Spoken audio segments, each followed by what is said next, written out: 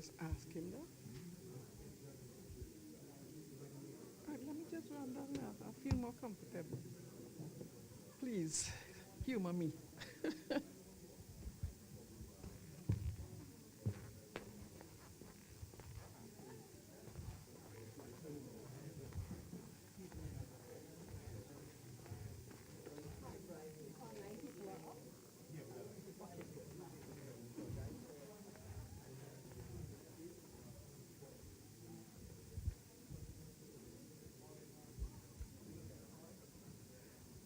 Okay. Hello again and good morning once again to everyone. This is Caribnog Technical Forum, live in St. Vincent and streaming on YouTube. Welcome to everyone who has taken the opportunity to come out and to be here again for this morning's meeting. And we wish to sincerely welcome our students. It's always good to see the young people. Can you all just stand so we see your full presence? I think there are a couple in the back who are registering. Are there some students in the back registering? Can you just let them come forward a minute so that we could just get a visual of them?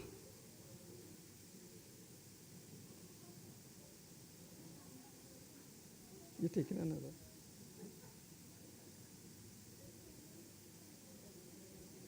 Great. You are our future. And it just leads us into our keynote today, which is securing the Caribbean digital future. And so we are so happy. Yes, you can sit. Please sit. We are so happy that you all are here this morning. So I'll just give you an overview of the presentations today. I'm doing the welcome. Then we will be moving on to Bevel Wooding, who needs no introduction, but I will tell you a little bit about him anyway. And we take a break for a group photo, because it's always important to have memories.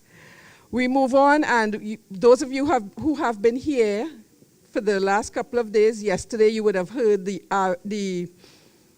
ICANN presentation with Nicholas, and he is going to do another presentation for us this morning, talking to us about DNSSEC. Then we have an update from our iORGs. Again, for those of you who were here on Monday, you would have heard me when I said that Caribnog partners with a number of organizations like ICANN, which we are doing at this meeting, like ISOC that we're doing at this meeting, AREN, and a number of other organizations. So we will hear from a couple of them this morning. Then we hear from our software engineer, a local software engineer on the island. She isn't local to St. Vincent, but she operates in St. Vincent. That is Kristen. And then we have a presentation from Trinidad and Tobago, and that is Steve, and a short open mic session. So we hope to finish this morning by 12 o'clock. We'll have lunch, and then you'll be on your way. Okay? So that's it for our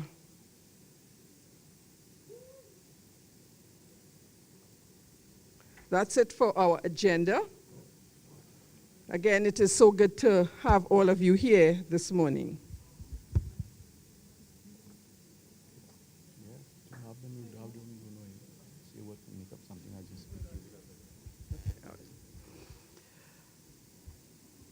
So our keynote, as I said, Mr. Bevel Wooding. Before I do that, this is all important. How many of you, this is your first Caribnog meeting?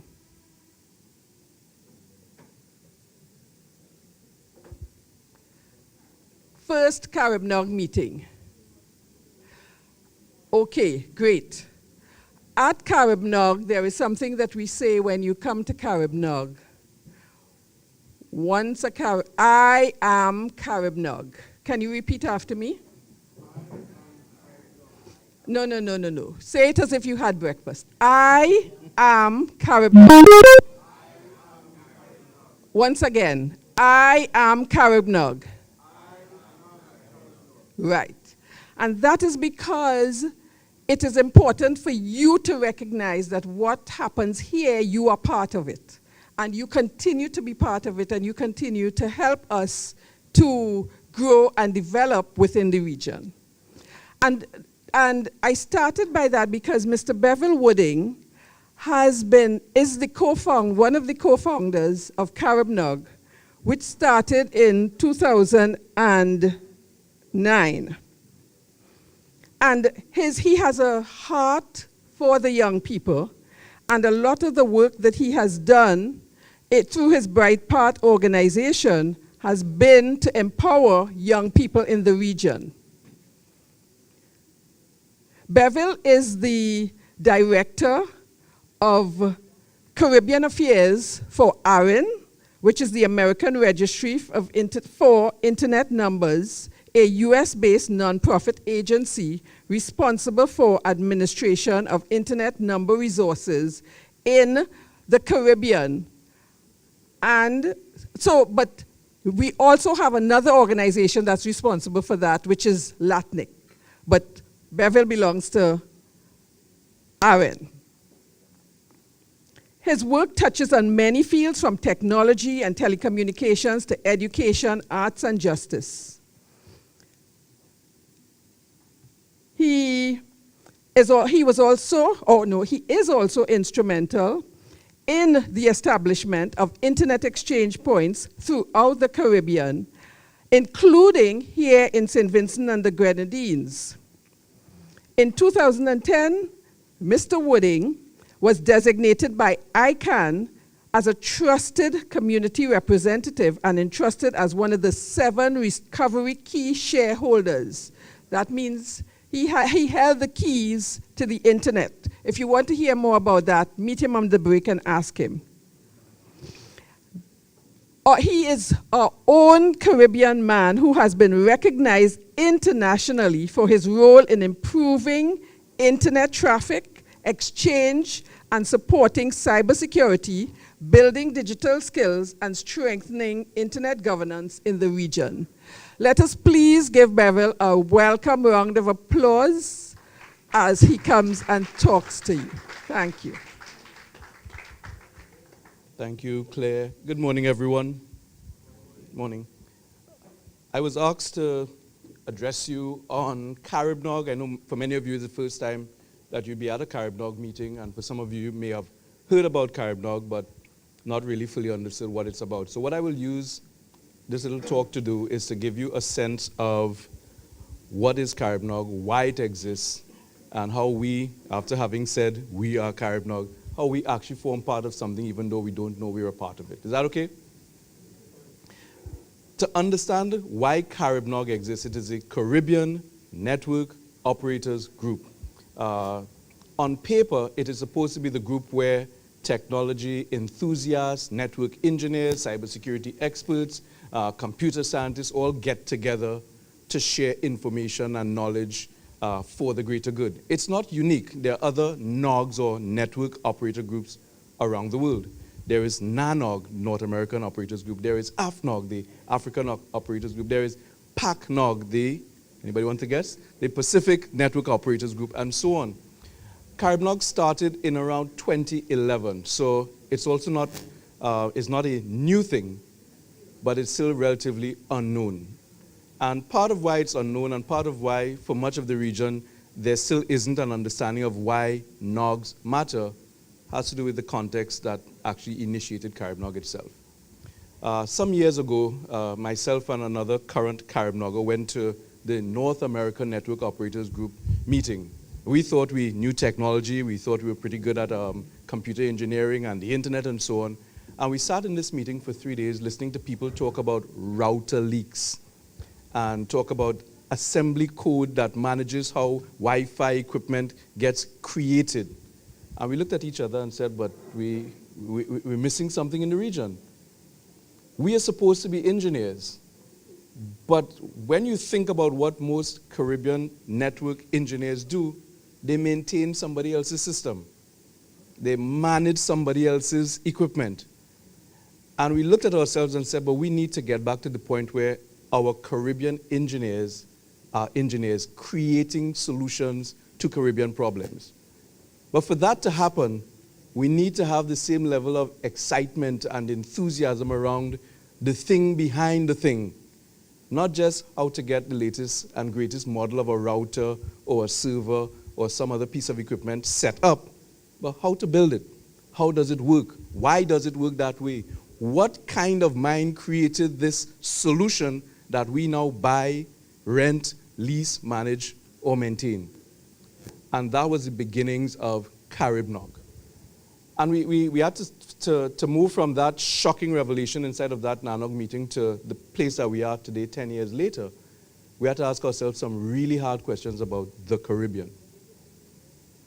Like, what about our landscape has stood as a barrier to us stepping into some of those more adventurous, creative dimensions of engineering and support? What about our landscape has made us the maintainers of somebody else's system as opposed to the creators of our solution? You're following me? We have to ask those questions because we are from here. And inside of the answers, you look at a context in which every territory in the region is making more and more and more use of information and communication technologies. We have our mobile phones, we launching our data centers, we rolling out our telecommunications networks. But increasingly, the understanding of how those systems actually operate and how they're built and how they're managed is something that we have to import. And that's not a good thing. Because when you follow the trajectory of that, you realize that the increasing dependence and reliance on technology that the region is having is not being followed or tracked by a corresponding increase in knowledge and skill and understanding about how these systems are supposed to work. And there is a dearth and absence of actual homegrown solutions to our computing needs. So that was the genesis of Caribnog, a recognition that in a region where we have small economies, small societies, a majority failure education system, constraints in terms of how we share and how we see each other, that there's this need to have an army of persons to support this growing and almost unstoppable digital tidal wave that's coming at us. And COVID really made that, the whole pandemic experience really brought that to the fore. Because at that point, when you couldn't as easily import support from other regions, a lot of businesses, governments, and institutions suffered for lack of local available expertise and resource. So I want to paint this picture to you so you understand what Caribnog, what's behind Caribnog. So we established the network. It's entirely volunteer-based. It is not for profit, as a vehicle, as a forum to share ideas, to share knowledge, and to share information and best practices. And we thought that would be a good thing, right? Who doesn't want to get free access to information and knowledge? And then we ran into another Caribbean reality, and that is the unwillingness or the reluctance to share. Yeah? Does that come as a surprise to anyone here? Yeah? We ran into that. So here we set up this wonderful, good-natured Caribbean entity. And the tagline was really nice. Networking for the greater good. Right? Get it? Networking, computer networks, networking, human networks, for the greater good. And we hit the cultural reality that many of us have been accultured to hold information. If you get knowledge, keep it because that's your power, your strength, that's your advantage, that's your leverage. But then we look at the internet, and we look at all of its great promise and its unprecedented development, and we realize the internet didn't grow like that. The internet grew out of sharing and collaboration. What became the World Wide Web and what we now enjoy as all of these wonderful tools and technologies came out of a culture in which knowledge was shared, and that continues to this day. That's what makes the internet grow and develop and sustain itself. But here we have this counterculture that says, well, if I am from company X, I can't share what I'm doing with company Y because that's my competitive advantage. Even in our academic institutions, we found that there was this reluctance to say what we are discovering and what we're learning. I'm giving you all the good, the bad, and the ugly of what Caribnog has to deal with, because to understand why we exist, we have to understand where we exist. And we exist in that cultural context in which it is not necessarily reflective or easy to share knowledge. So we found ourselves having to do things different from NANOG and AFNOG and PACNOG, where in those environments they could dive straight into workshops that teach you about network routing, as we'll be doing today, cybersecurity, as we might be touching on later. We had to stop and deal with things like sharing is good. We had to deal with things like, in the Caribbean, we actually have success stories. We had to deal with things like a local engineer, properly trained and with the mindset set right, is just as good as a foreign engineer. Those are some of the issues we had to deal with. Having our people stand up and boldly say, I did this on my network, and it's a good thing, and having their counterparts celebrate it. That's normal in many of the other NOGs around the world. Here, that was a struggle because it didn't come with an accent. You get me? So when you have a brother saying, hey, I do this on my network, it sounds a little different from, I just did this on my network and it's fantastic. Awesome, man. Right? It sounds different to the Caribbean ear. It has a different value weighting. And so part of what we had to do over time is to get our own engineers to value the voice and the insights and the expertise and the perspectives of their fellow engineers. Everybody following me? Trying to keep it real for you. So when we say Caribnog and we say I am Caribnog, behind it is this acknowledgement that together, whether you are on the engineering side, on the software side, on the policy side, together we have the potential to change the trajectory of how this invisible but important part of our knowledge-based economy or digital economy, this important part works in a way that supports the ultimate goals. And that's what Caribnog has been effectively built around. So in the midst of the endeavors, we had to put a spotlight on who's doing what where. So in Caribnog agendas, and I think even today we're going to have a session called Lightning Presentations. That came out of a need to have people share in very short, informal ways what they were doing and just get comfortable standing up in front of their colleagues and peers and saying, I'm working on this, I'm thinking about this, I'm designing this, I just built this, I launched this, and having that showcased for all to see.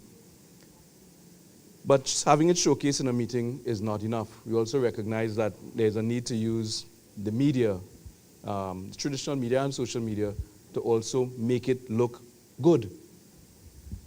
Because if you turn any magazine related to technology open, you're not going to see faces like ours on the covers or in the center pages. And so we recognize that even the visual of what a network engineer is, or what they should sound like, or what they should be working on, is something that we have to do more work to put out. Everybody following me? Yeah? So Caribnog is fundamentally a community. But like any community, it has to be built around specific philosophy, it has to be built around specific values, and it has to be built around a certain shared common objective. For Caribnog, the objective is this: help, support, and facilitate the development and security and resilience of Caribbean internet and computer networks. That's our common mission. So anyone interested in that, the engineering of it, the support of it, the design of it, is a welcome member in the Caribnog community. Whether you wear badge A from company A or you're out as a school student looking at a career in the area, the fact is the community has a space for you. It's a volunteer-based community, and it's a community that is founded upon some very specific values, which I've mentioned earlier, and I'll go over again today. Collaboration. That's key. It wouldn't work if there is an unwillingness to share. And we have this saying inside of Caribnog: what we know we share, and we share freely and openly. So you're going to find literal international computer experts sharing in Caribbean meetings about how the internet works, technologies that are coming on the scene.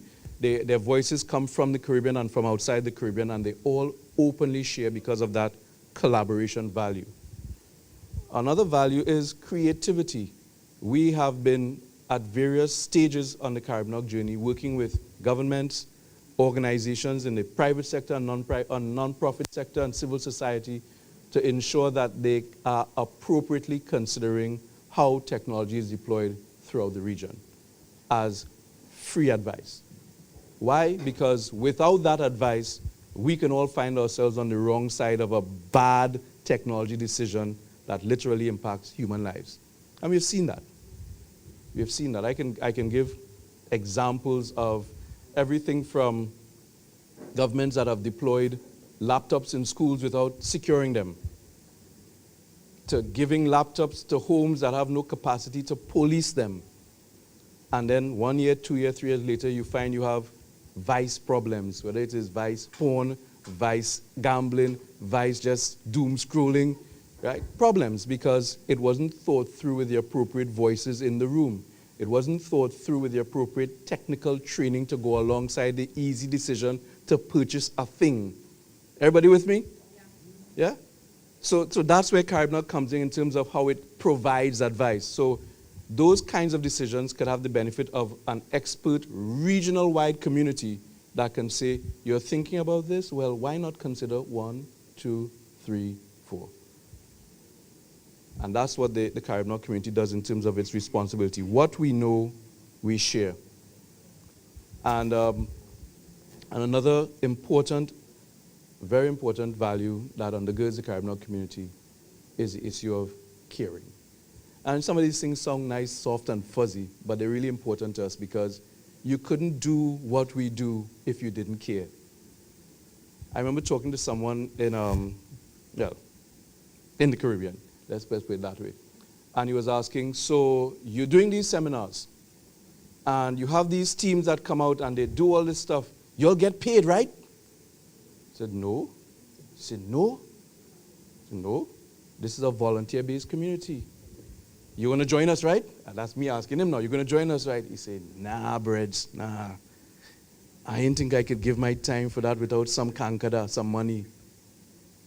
And I was saying, if you think about it, if you are in the IT industry and you have an increasingly wise and informed and aware clientele, you get more services. So you're thinking about the upfront, I want money to talk and share and exchange my information, but you're not thinking about the ignorance that blocks you from getting your next client. You understand? The greater good will be served, or another way we say it is, doing good is good business. Doing good is good business. So you can think about, I want to start a small business. I don't want to share what I know without somebody paying me. But they're not going to pay you if they don't know that you're an expert. They're not going to pay you if you don't look like their notion of what a computer specialist is supposed to look like. What this stage does, and it's a regional stage, it allows different persons, whether they have a small business or a big business, whether they just came or they're here a long time, to stand up and share what they know in front of peers and colleagues, so that people acknowledge that they have worth and value. You're with me? So what seems to be free comes with value.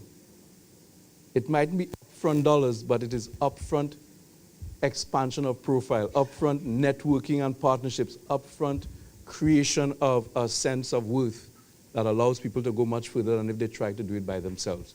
Which brings me to point number 4. Even if you don't think there is a local audience for your interest, your business, your talent, your skill, tapping into the regional family helps everyone, right? Because there mightn't be someone here in St. Vincent, for example, who is interested in somebody who is excited about router leaks. But there might be somebody in Trinidad and Tobago or Jamaica or Anguilla who is looking for just that kind of resource. How are they going to find you if you disappear into the unknown of a St. Vincent local context? Again, I will ask, everybody following me? And that's part of some of the traps sometimes of our islands. Without the benefit of region-wide media and region-wide opportunities to move to and fro, we think about our problems and we think about our opportunities in a local context, when in fact there are global channels to get out of the smallness of where we are. And that's a big part of what the Caribbean community has been designed to do.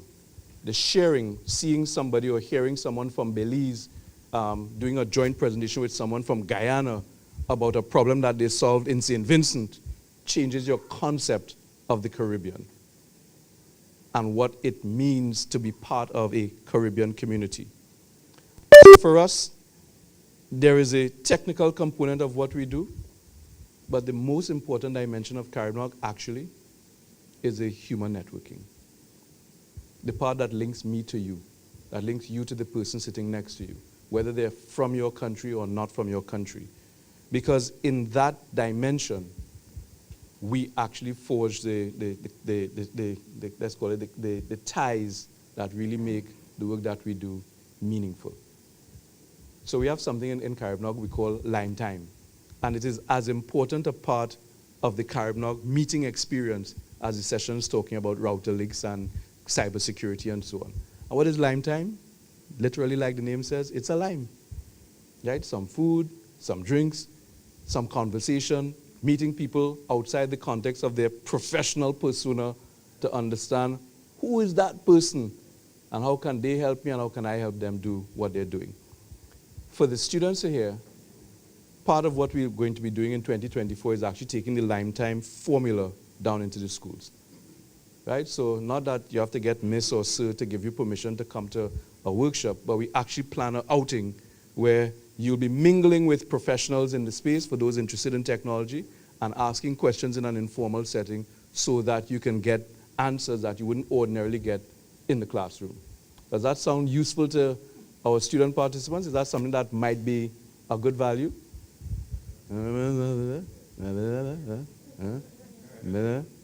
Students? This is how it works. If you don't like it, we don't do it. But if it sounds like something you like, I need to get some sense of if this is something we should press on building out. What do you all think? Good idea?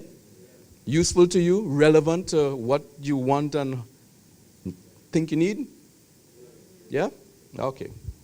I'll take it that the voice of the few represents the voice of the many. Right? So by faith, I'm taking that as a yes. So clearly proceeding with the student Lime Time agenda. The other part of the Caribbean experience that I want to just share with you has to do with, so I spoke about the human networking.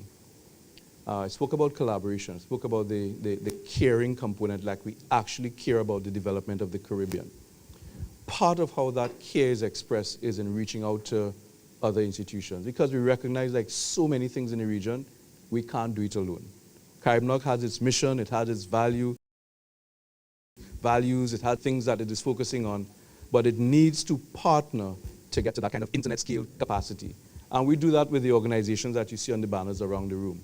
So Caribbean counts as its partners the Caribbean Telecommunications Union, the IORG family. The IORG family essentially is ICANN, the Internet Corporation for Assigned Names and Numbers, ARIN, the American Registry for Internet Numbers, LACNIC, the Latin American Internet Registry, ISOC, the Internet Society, PCH or Packet Clearinghouse, a bunch of organizations that are also non-profit, that also have as their mandate and mission this desire, this drive to support the development of the internet at the local level.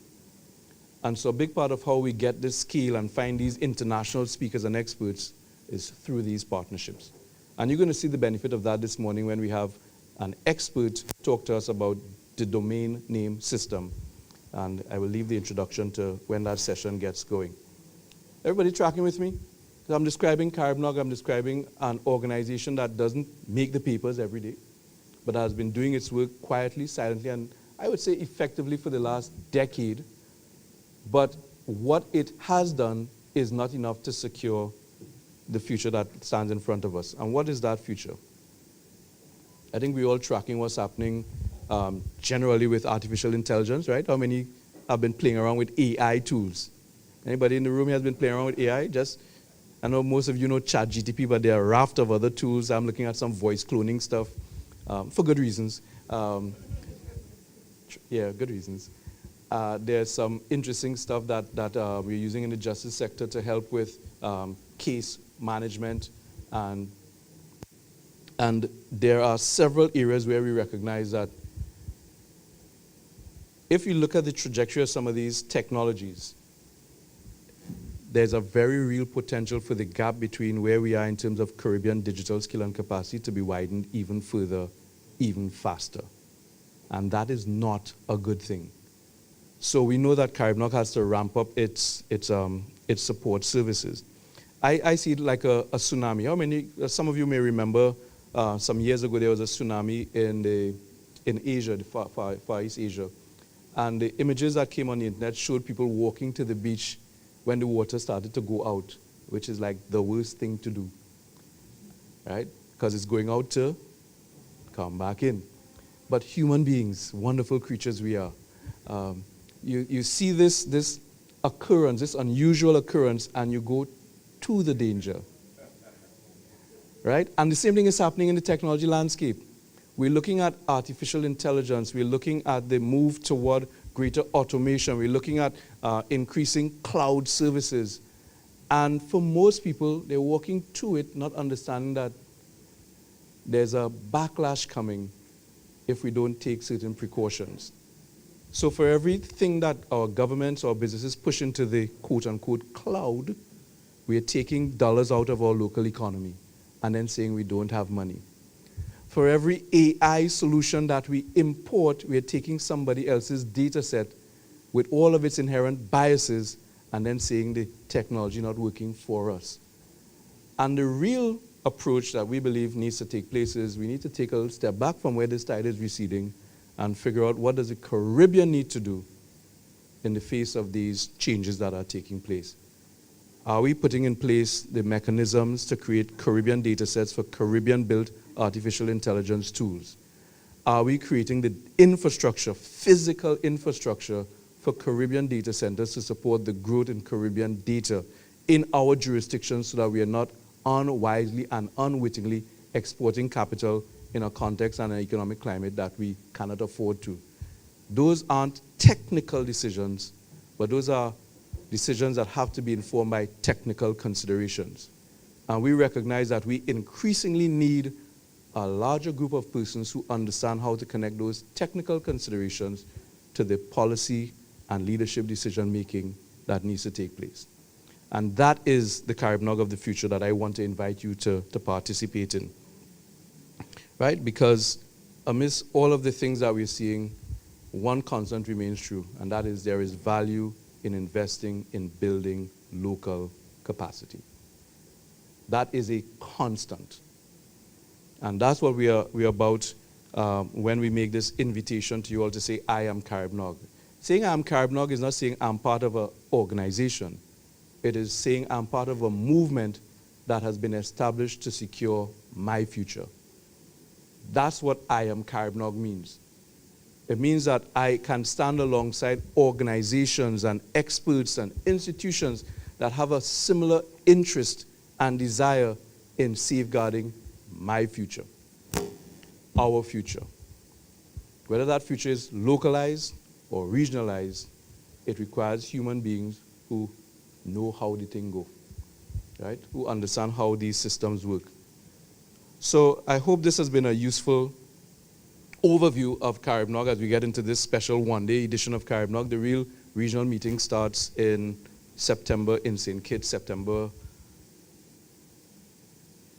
14th and 15th, I believe, the Monday and Tuesday, second Monday and Tuesday in September. And I encourage you, whether you can go there physically or you can join online, to start checking out the Caribnog community. Right? Caribnog.org is the website. And we have opportunities for persons to indicate their areas of interest, and we're building out our systems for supporting a growing body of Caribbean talent as we rise together to address these challenges.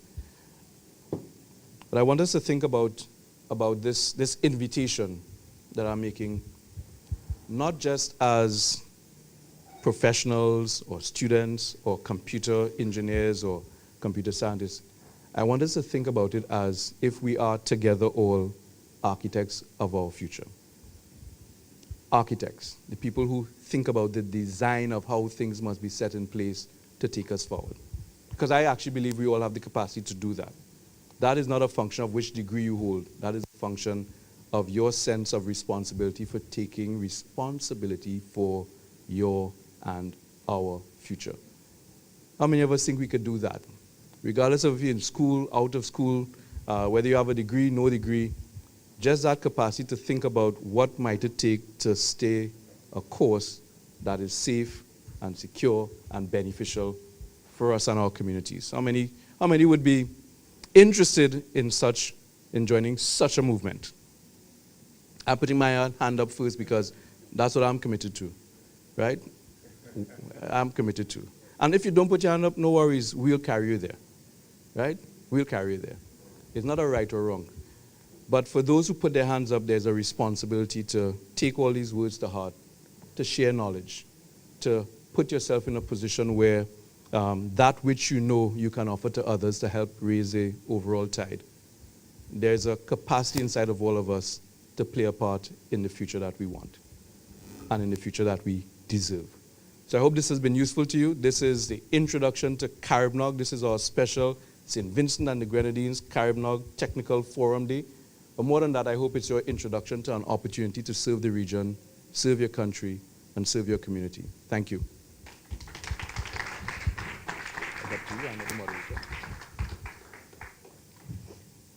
Thank you, Bevel. Come, let's give Bevel a bigger round of applause.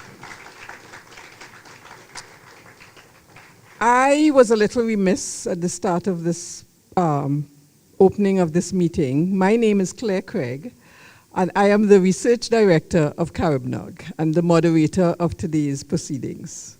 But what you will notice is that we go in Caribnog, we address each other by first name. We're not into titles because we are all working on this together. It's a collaboration and a relationship that we are building. So I'm happy that Bevel, went into the details about Caribnog, how we started, and what is each and every one of us, what is our responsibilities. We have a couple of minutes, and so I would ask you, is there a mic, a roaming mic?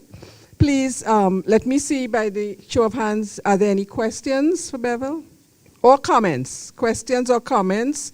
Because I think what Bevel said was quite thought-provoking. And at least let me hear what you think about the whole idea of local solutions for global problems.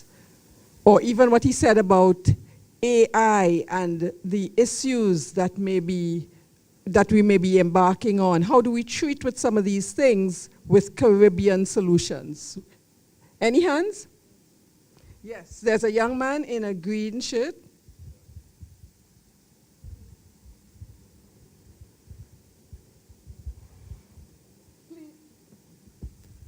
Stand, state your name and your school and your question. My name is Isaiah Tony and I attend the St. Vincent Boys Grammar School.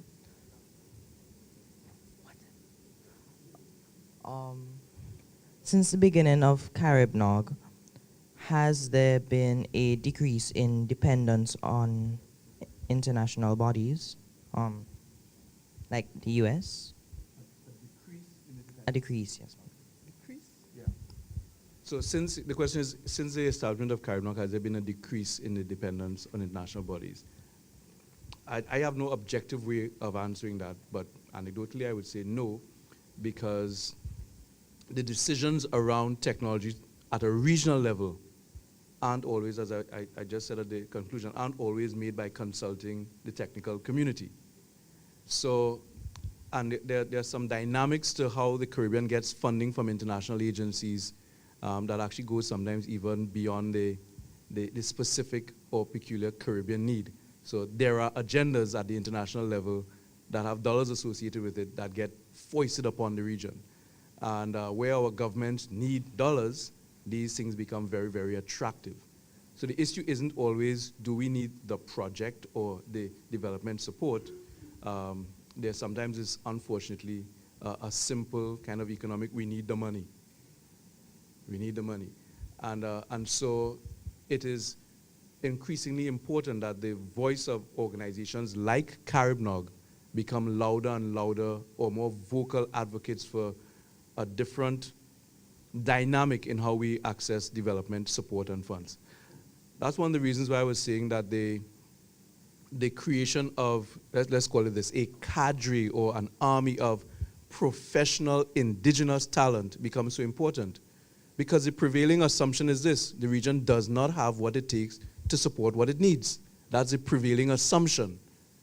One could argue whether it's true or not, but it is the prevailing assumption. So when persons come offering gifts in hollow horses, they look very attractive.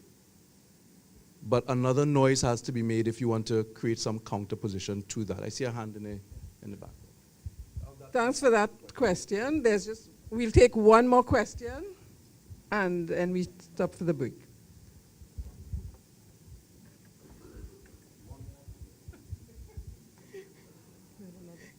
Morning. I'm Nadine Hull. I'm from the NTRC. We're not hearing you. Yes. Good morning. My name is Nadine Hull. I work at the NTRC. But Beverly, I'm not sure if you were here on Wednesday, but you were here on Wednesday? Okay.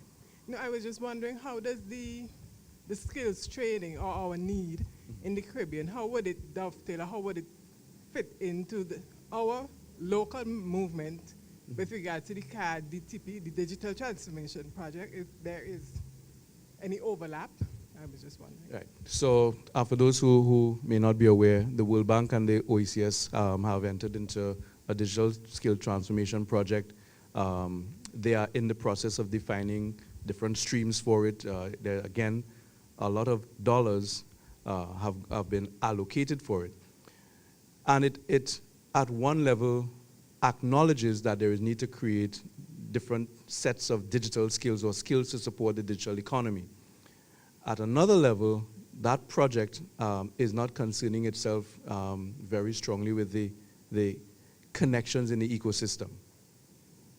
And this is one of the unfortunate disadvantages of siloed approaches to problem solving. So what I discussed with you earlier essentially outlines the reality that if you think about the digital economy, you can't think about it only in technical terms. If you think about digital skill building, you can't think about it only in terms of workshops and seminars. You actually have to have a fundamental rethink of the education system. That's a harder pill to swallow for a development agency because it requires a much more structured and systemic approach to rethinking education.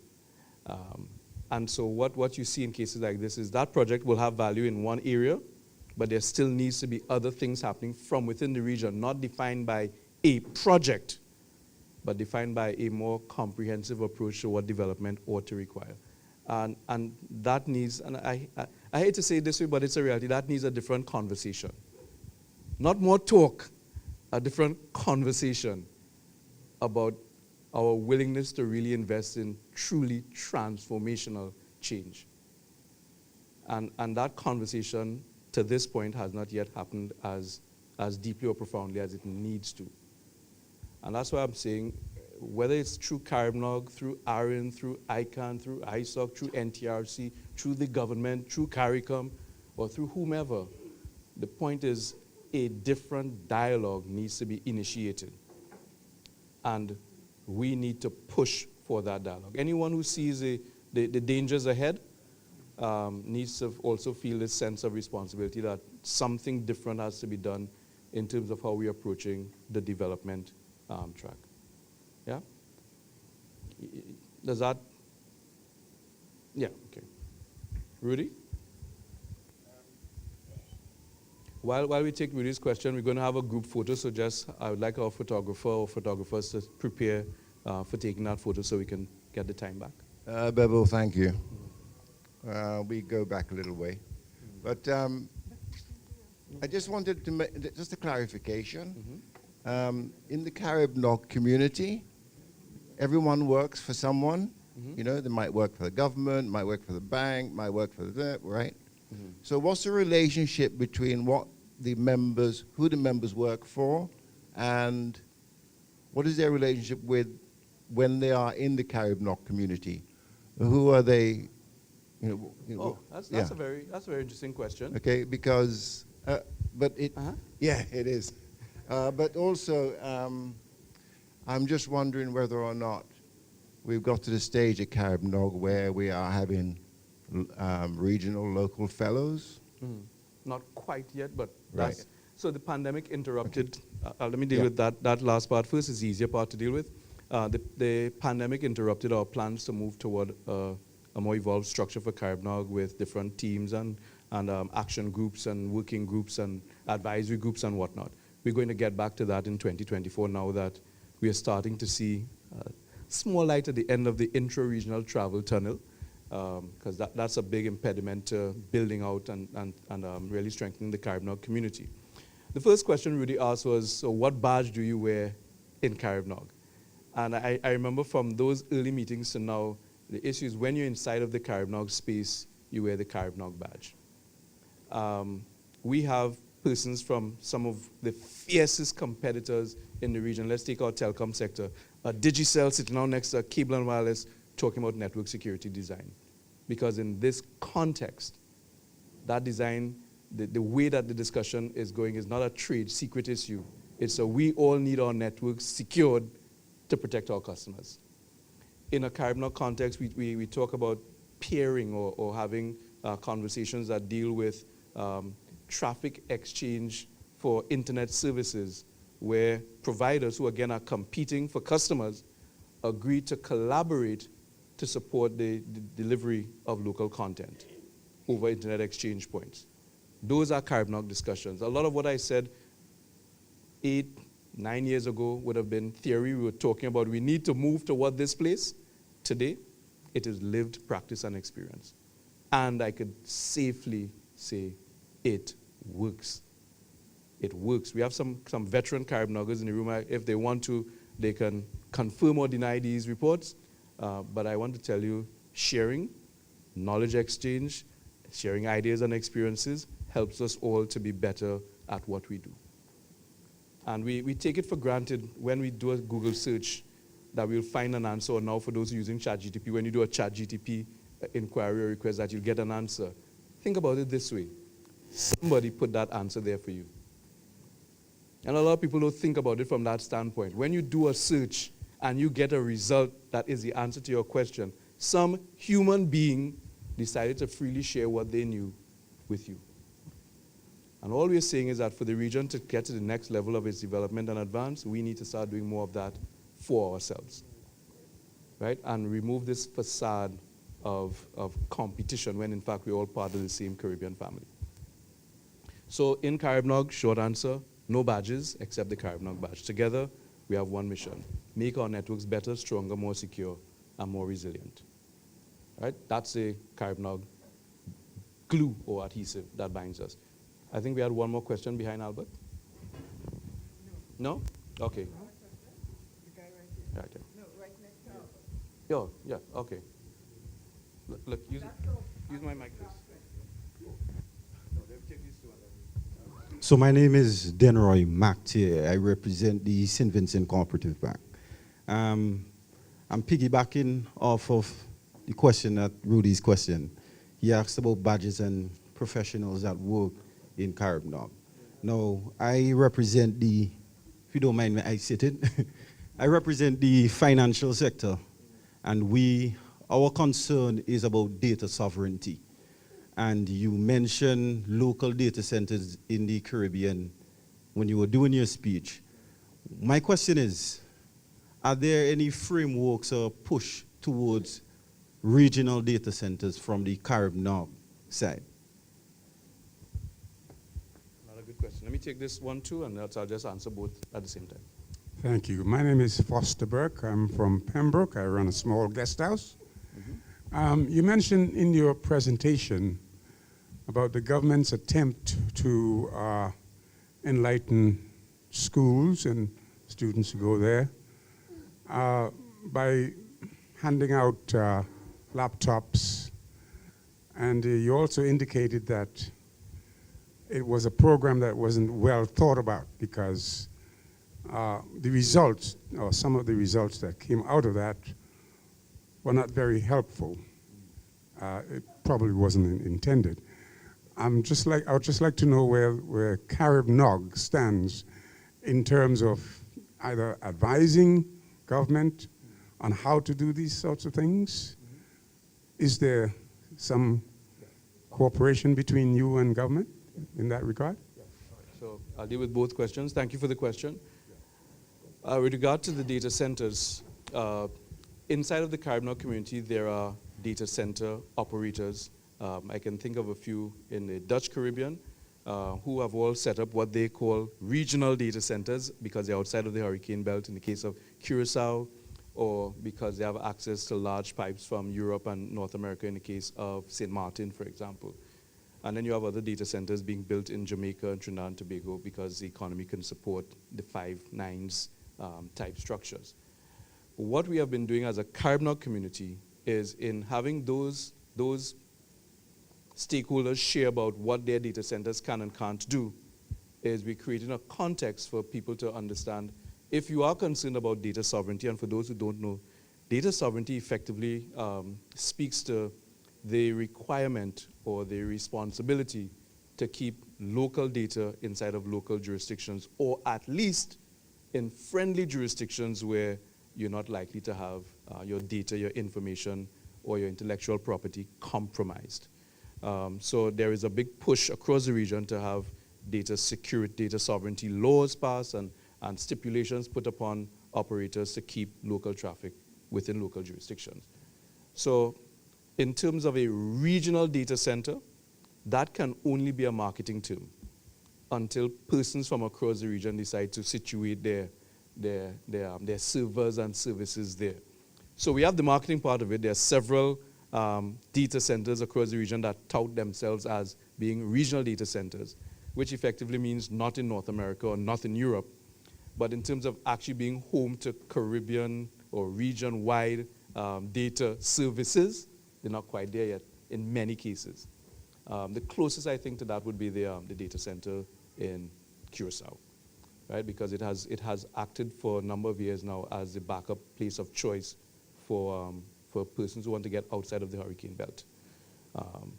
But in terms of that general movement, a data center operator can only market it as regional until regional customers decide that they're going to situate themselves there. The other thing that prevents the data center, the regional data center concept from growing is the cost, the economies of scale in the region. It is still more economically attractive. I'm not saying economically beneficial, but more economically attractive to go north, or in the case of some of the other Caribbean territories, to go Europe. All right, so that is where I believe the laws, the policies need to meet a different thinking about the need to invest in infrastructure. This is not the place for it, but I'll quickly say this.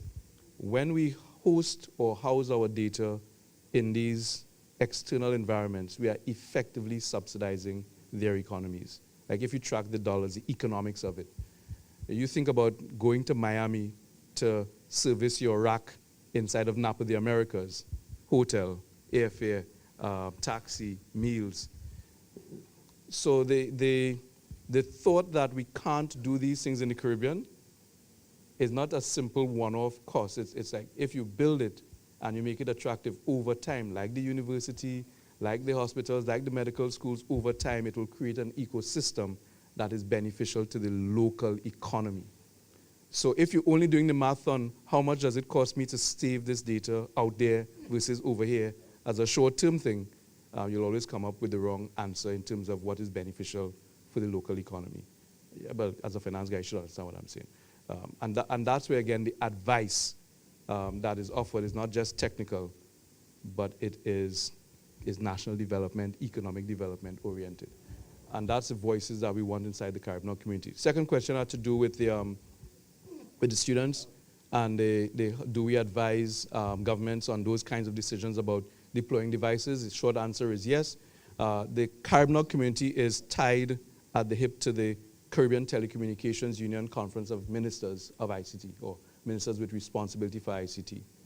Do we always have the right conversations with them? No, we could only go when invited and only say what we are asked to say.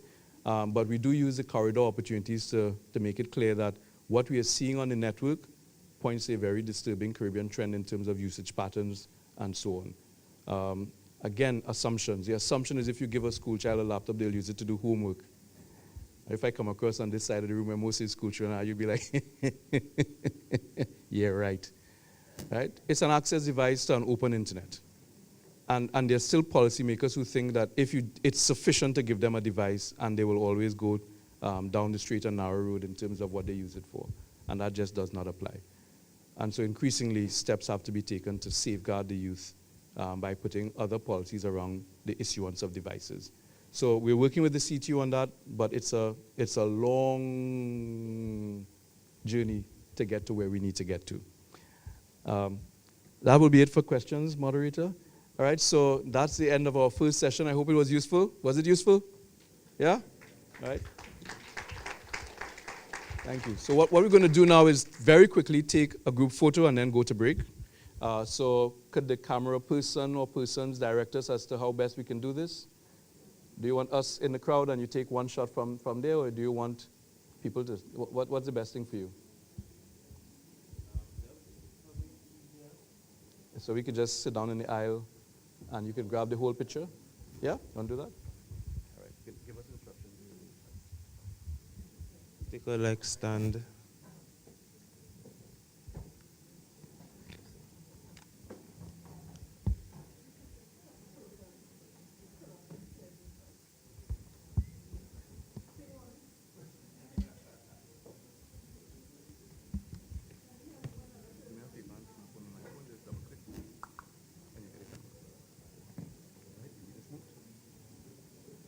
Wait on the chair if it's blocking you. Drop this on the chair.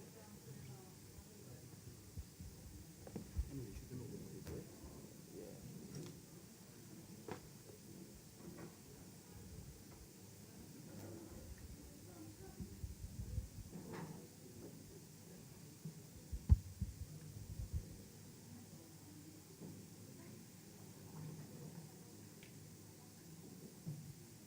Smile. Take a picture. 3, 2. Waiting for others to enter the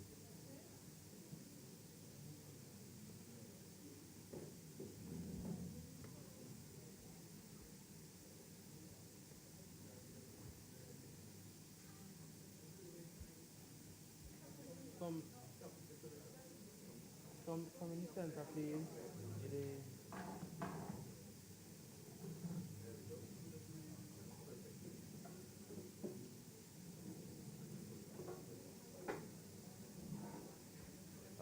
You can sit over here for like balance.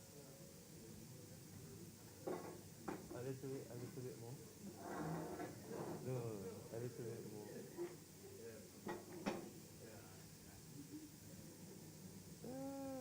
Still kind of half balance. If you could ease a little bit more to the end, cause like how she is, so you know, right.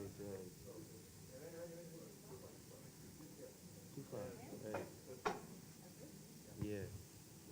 3, 2, 1. 3, 2, 1.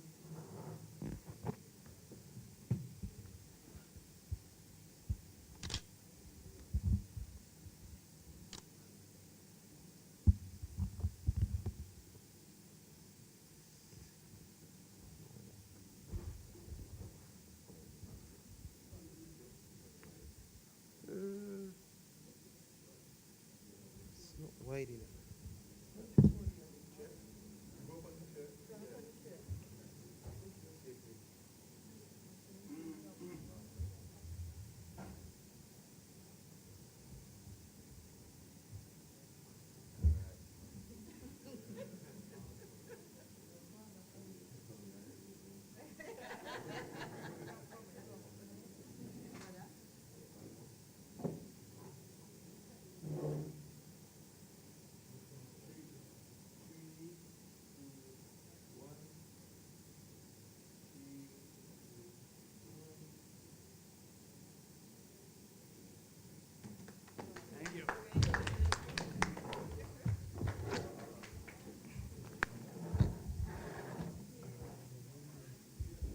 Okay, for those who need a bio break, I encourage you to run out now. We're going to move straight into our next session, and I'm going to hand back over to our moderator, Claire, to take us to that session. Nico, you ready?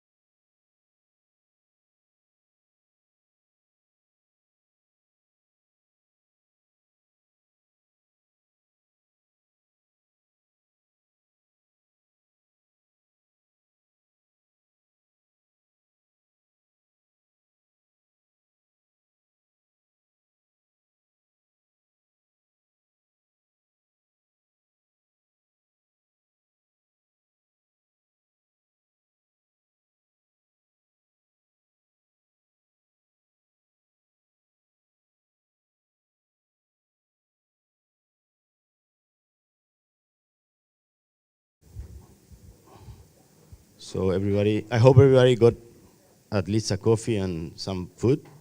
You can bring it in and sit with your coffee and food here. Okay. So first thing I'm going to do is I'm going to ask you a few questions. Okay.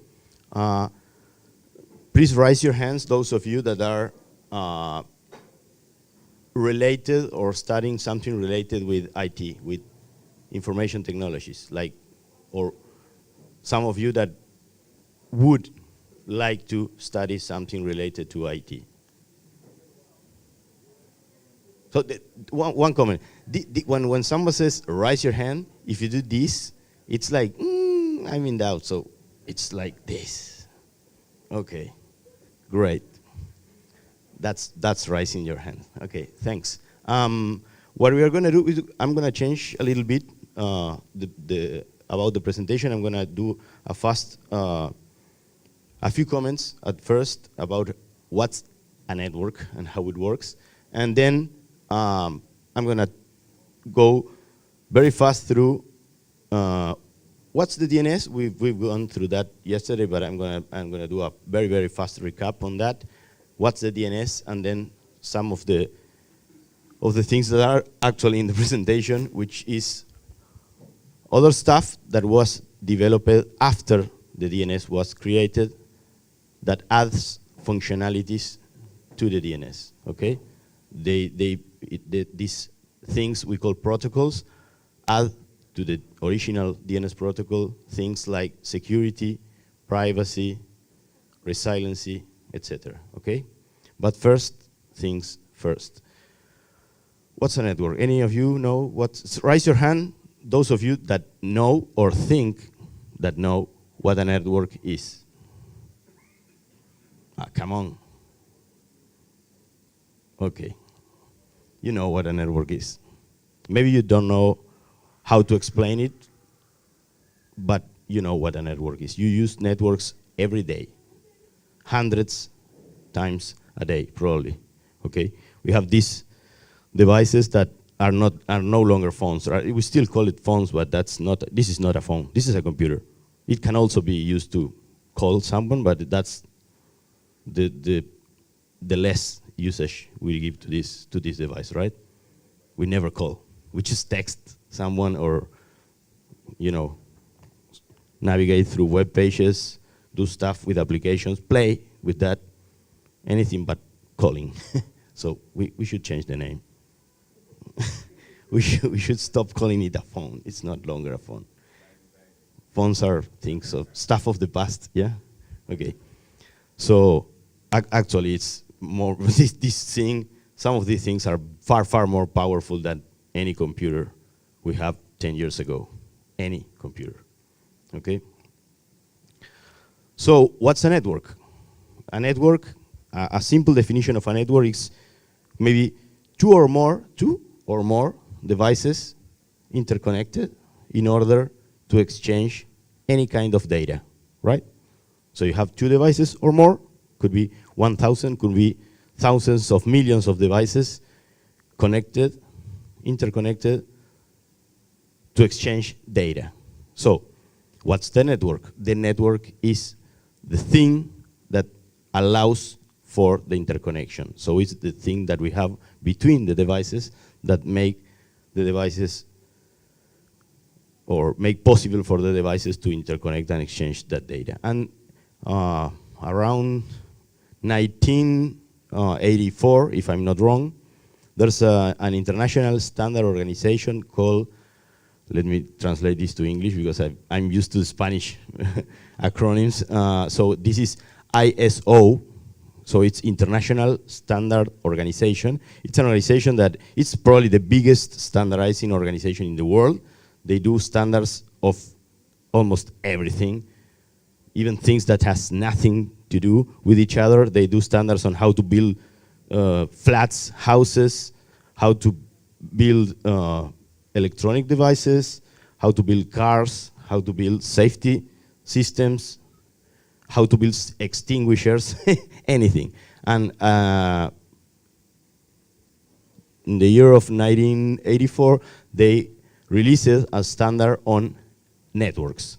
So it's a standard that tells developers, students, and people that operate networks, people that design networks, how to think about networks.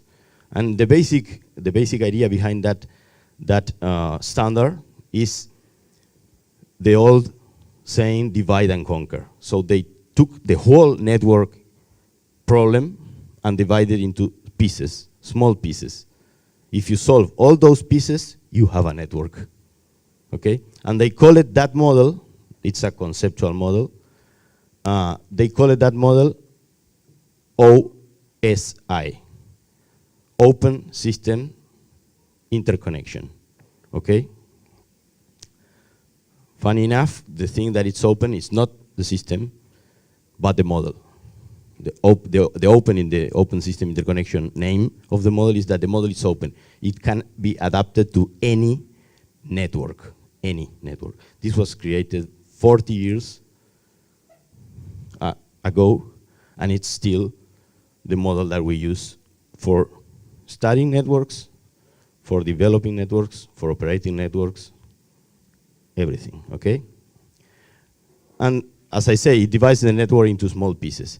So, some of those, all of those pieces are piled together, down to top, and at the most below of the model, we have like what we call the physical layer. That's the cables,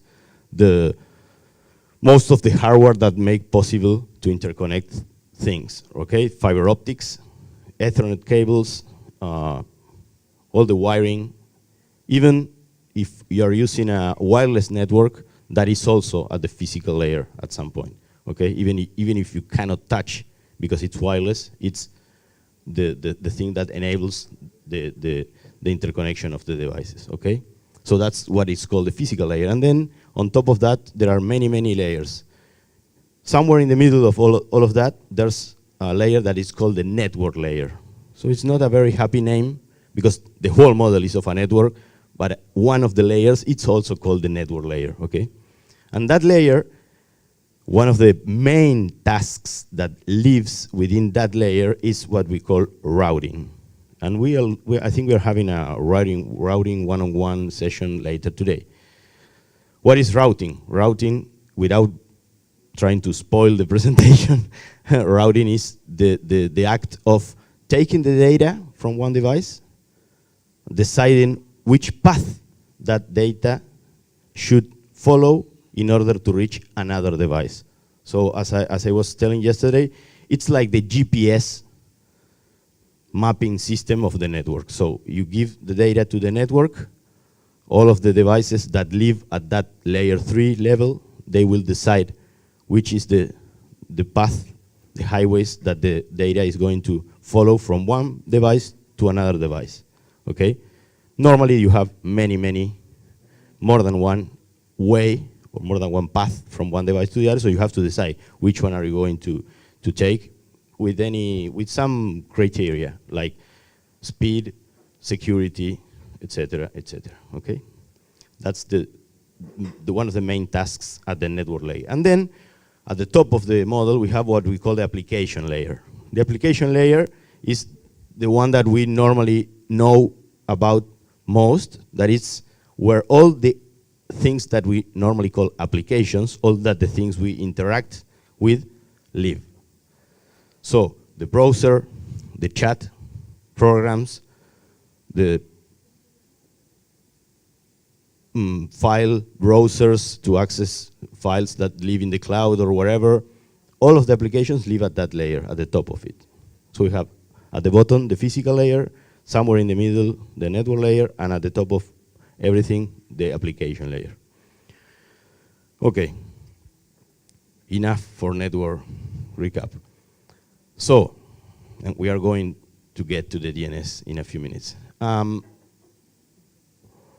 In order for making things easier for people, the ones that designed this huge network that we call internet thought of a way of using names instead of numbers. Why? Because each device that you connect to a network needs to have an identifier. And that identifier has to be unique. Because if you have two devices with the same identifier, then you don't know which are you going to talk to. Okay, it's like the name and surname of each of you. If some of us have the same name and surname, it's gonna be difficult for us to call each other, okay? It happens with names. It does not happen with, IPs. Okay, that's a small lie, but I'm gonna tell you why later. So each device has a unique identifier, a number. We call those identifiers IP numbers. You have IPv4, you have IPv6, two flavors, same purpose. Identify a device, okay? The same way that the telephony directory, it's okay, call it telephony directory, thanks a lot. The telephony directory works for telephony. Why we have a telephony directory? Because it's easier for the human brain to remember names than numbers. Well, in the internet, the same happens. It's gonna be easier. Someone said, oh, it's easier for us to remember names instead of remembering the IP of each device I want to connect to. Each time I want to connect to google.com, I have to type the google.com IP, but I don't know what's the google.com IP. I just go to google.com, and some magic happens there that turns into an IP, and then I'm showed I see the web page in this case, okay? So that magic, that is not magic, of course, it's called the DNS. The DNS is the telephony directory of the internet. The DNS is the one in charge of taking the name and giving back the number, okay? So I tell the DNS system, I want to know the IP for www.google.com. This is kind of sponsoring Google, but okay, let's change. Let's use www.nicolas.com, okay? And because we want to access my page. I don't have that domain, but anyway, suppose I have it. So you type www.nicolas.com. The first thing that will happen is that your browser is going to do a query, send a query to the DNS system, asking what's the IP of www.nicolas.com. The DNS will answer you with the IP, and then the browser will connect to that server and display the page, the web page, okay? So we've come to the DNS, okay? Now we know what the DNS is and what's the reason behind that. The reason is as simple as it's easier to remember names than numbers. So, by the way, if the DNS stops working, internet won't stop working. Internet will still work, but the thing is that it's gonna be useless because no one remembers the numbers. And if you don't have a way to translate, you're lost. It's like the same thing if I delete the telephony directory from your phone. You just won't be able to call anyone because you don't remember all the phones of your contacts, okay? This is the same. So it's a critical service in the internet. And by the way, remember we talked about the layer model? DNS, it's an application. From the technical point of view, DNS is an application, okay? It lives in the top layer of the model. Okay, now we go to this. Before going to this, let's very fast mention how DNS works. So DNS works this way. DNS is really a huge database with names and the corresponding IP.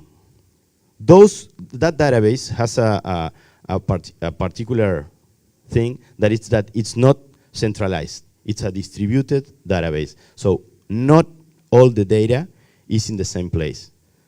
The data is spread all over the world in thousands of hundreds of servers that have a piece of the whole database. So in order for you to find the answer for your query, you will first need to find the server that has that information. And once you find the server that has that information, you have to ask that server, okay, now tell me the IP for this name, and that server will send you the IP for that name, and that's the end of your query, okay? There are two types of servers in the DNS system. One that is called authoritative server, okay? that's the one that holds the information. All of the authoritative servers together are the ones that build the DNS database. So in other terms, DNS database, it's the whole, all of the authoritative servers together, okay? And then there is another server that we call resolver. The resolver is the one in charge of resolving queries. So in order for the user not having to look for the answer for themselves, so if you look at your phone directory, each time you want to call someone, you are the one that is going to search through the directory, find the name, and then call it, right? In the DNS, it doesn't work like that. In the DNS, you as a user just tell one resolver. There are also hundreds of thousands of resolvers out there. You choose just one. All of them do the same task. You choose one and send that resolver the query. Oh, I want to know the IP for this name. The resolver will find the authoritative server that has that information, will get that information, and once it has it, will give it back to you. But you don't have to do anything. You just send the query to the resolver and wait for the answer, okay? That's how the DNS works. The original specification of the DNS does not allow for security, privacy, etc., etc. So there were a lot of protocols that were added to the DNS in order to add to the original standard security, privacy, etc. So I'm going to do a 1 minute or two very fast recap on this. And one of the things that you can this is a very nice, for me it's a very nice graphic that shows the whole. This is all the DNS ecosystem. Okay, this is all this here that says tab is the user, represents the user, computer, telephone, fridge, light bulb, anything that it's connected to the internet, okay? Game console, anything that is connected to the internet. There are some very strange things connected to the internet today. For example, a microwave. I don't know why you have to connect a microwave to the internet, but it's interesting. Recursive servers, the one in charge of searching for the information in the DNS. The authoritative servers, the one that are actually the DNS database. These are the ones that, as we said, had the information for the DNS. And then other participants in the ecosystem that we are not going to get into detail today, okay? So each of these relations between DNS components can be the target of an attack, can be a point of failure, okay? So there were protocols that were developed in order to give or add security, privacy, resiliency, etc. to those in those relationship between the different components of the DNS. Some of them, we are going to go very fast through one of those that is called DNSSEC. DNSSEC lives here. It adds security to this exchange of data, to the dialogue between recursive server and authoritative servers. So each time, in the original protocol, the recursive server searches for the authoritative server that has the information by sending the query, the original query the user sent to the resolver. The resolver will resend it to each of the authoritative servers in the search of the answer. And the query is going to be sent in this, what we call plain text. So everyone in the middle can see what's going on. The problem is that you can do an attack and change the authoritative server. Pretend to be the authoritative server that you are not. And the resolver won't have any way to know that you are a false authoritative server. So someone, long time ago, created this protocol called DNSSEC that what it adds is the ability for the recursive server to make sure that it's talking to the original authoritative server. How it does that? All the information that the authoritative server sends back, all the responses that the authoritative server sends back to the resolver are digitally signed. So we use digital signatures in order to prove the authenticity of the data. And the resolver will first check the signature. Say, okay, is this signature original? And it has a means to do that. If the signature is the original one, it's a real one, it will give the answer back to the user. If the signature is false, the recursive server will give an error message to the user because something is wrong with that answer. That's not the real answer, okay? It could be that the authoritative server is under attack. It could be that it's actually a false authoritative server, etc. So it's basically checking digital signatures, and if everything is okay, I send you back the answer. If something is wrong, there's an error, I'm not giving you the answer because it's false, and you can fall into a trap, okay? There are other protocols. You may have heard of DOH and DOT. Those live here between the user and the recursive in a different exchange of information compared to DNSSEC, and those add security. Those are privacy, add privacy. What either of them, DOH or DOT, add is they create a secure channel, an encrypted channel between the user and the recursive. So all the information, all the dialogue between the recursive and the user, it's encrypted. So no one in the middle, no matter if it's able to capture the data, will be able to see what's going on because it's encrypted. And the only one that have the password for decrypting that are the user and the resolver. No one in the middle will be able to see what's going on. It's like a VPN you're creating between those two servers, okay? And there are other protocols that add other capabilities to the DNS ecosystem. What I want you to keep in mind is, as we said, what's a network, how it works, what's the importance of the DNS, where it lives in all the network structure, and that the original DNS has evolved by adding to it a lot of protocols that make things more secure, more private, and more resilient, okay? Thanks very much. This has been a lighting presentation. Thanks very much. Thank you, Nico.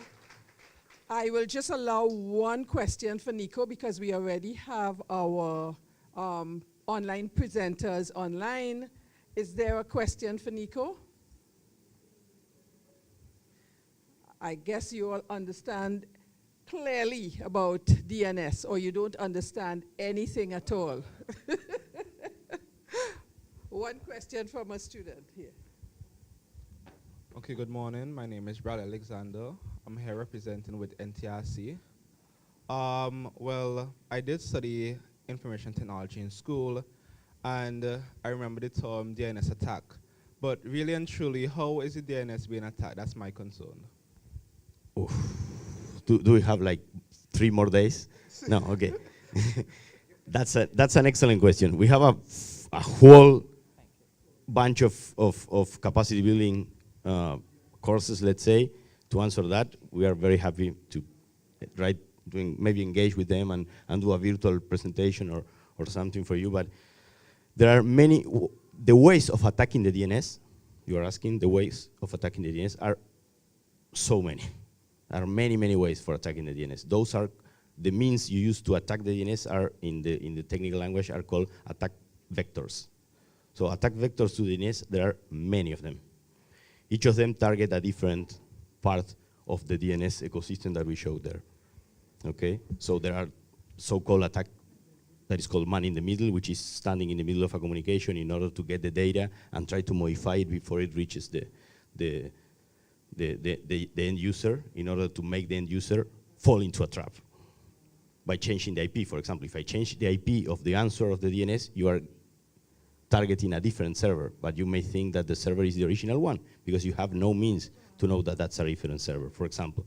And if I build a web page in that server that looks exactly the way that your bank web page looks, you're gonna type your username and your password for your bank account, and guess what? I'm gonna get your username and password, and then I'm gonna empty your bank account. So that's one simple and pretty much solved kind of attack. DNSSEC solved most of that issue, but there are many, many others that we need like at least a day to talk all about all the basic attack vectors and how they work and how to prevent that. But these protocols I mentioned here are some of those protocols that you should deploy if you're running a DNS server or at the, or whether you are running an authoritative server or a recursive server, protocols that you should deploy in order to add security, resiliency, or privacy to the DNS, in order to try to avoid falling into those attacks, or at least if it's not possible to avoid the attack, because there are some attacks like the denial of service or distribute denial of service. Those attacks cannot be avoided. You don't have a means to avoid that attack. You just have to support it. There are protocols that you can deploy in order for lessen the impact of those attacks. Okay. Thank you, Nico, and thank you for that question. Sorry, we can't take any other questions right now. We're running, really trying to keep on schedule. But Nico is here. He has to leave this morning. So I hope you could just take a sidebar and ask him any questions that you have. We need to just reboot for 1 second, and then we bring 1 minute, and then we bring our online presenter on.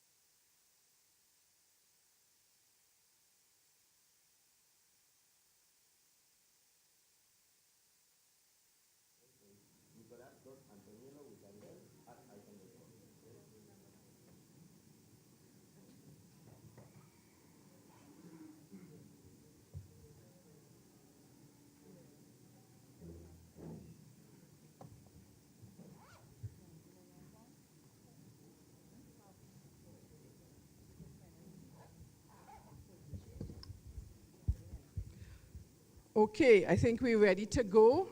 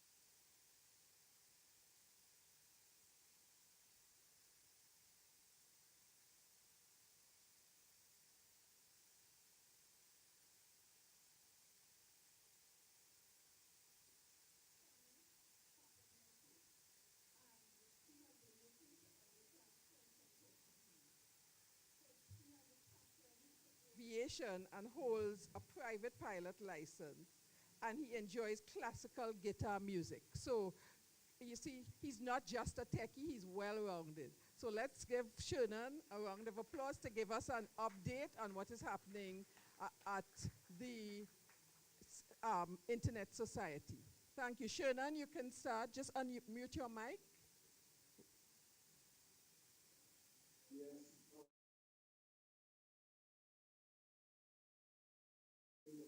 Oh, I'm sorry.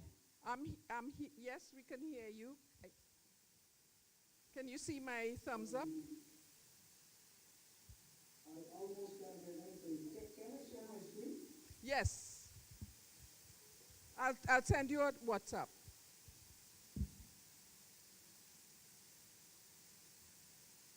Can I have the credential to share my screen, please?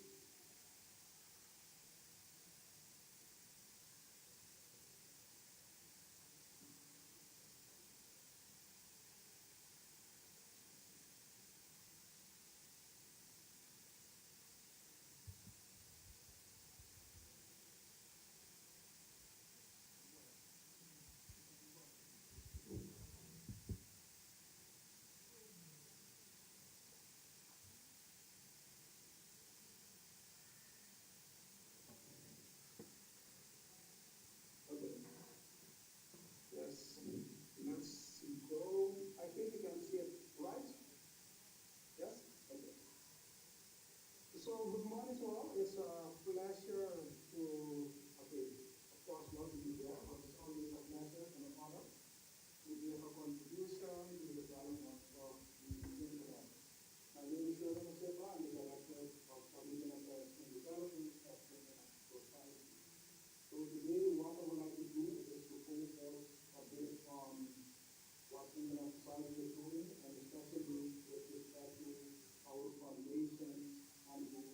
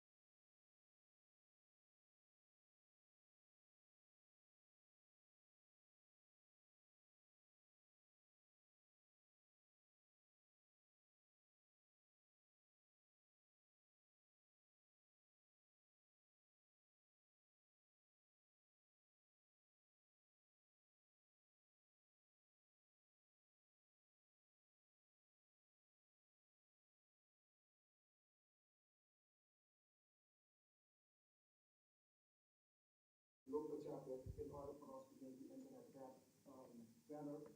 And not, for all of us, not only in St. Vincent and Grenadines, but also in the wider Caribbean and the globe. Thank you very much.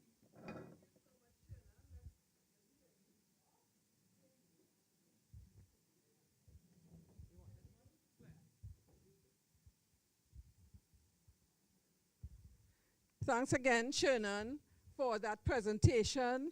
We need to move quickly into the next update, which is from LATNIC. Remember, we said that there are 2 internet registry organizations in the Caribbean. ARIN is one, and LATNIC is the other one. And this presentation will be made by Alejandro Acosta, who is the R&D coordinator for LATNIC and a member of different internet organizations. He has 3 specialists in the area of technology from the University of Michigan and Maryland. He was previously chair of the LAC-TF, which is IPv6 and the task force, and he was IT and support manager for British Telecom. And so we look forward to hearing this short update from Alejandro. Thank you, Alejandro. Please go ahead. Hello, Claire.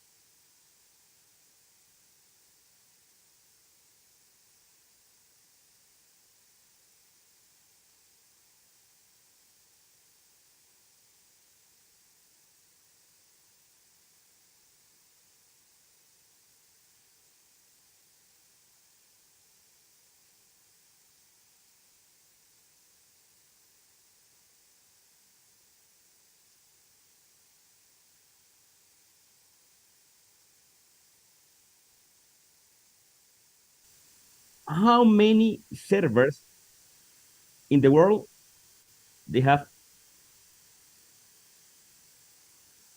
IPv6. Sorry, I'm receiving.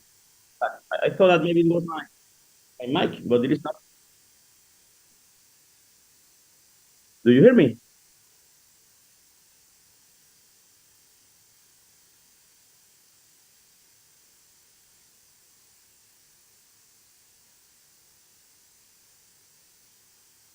Hello, Claire, everybody.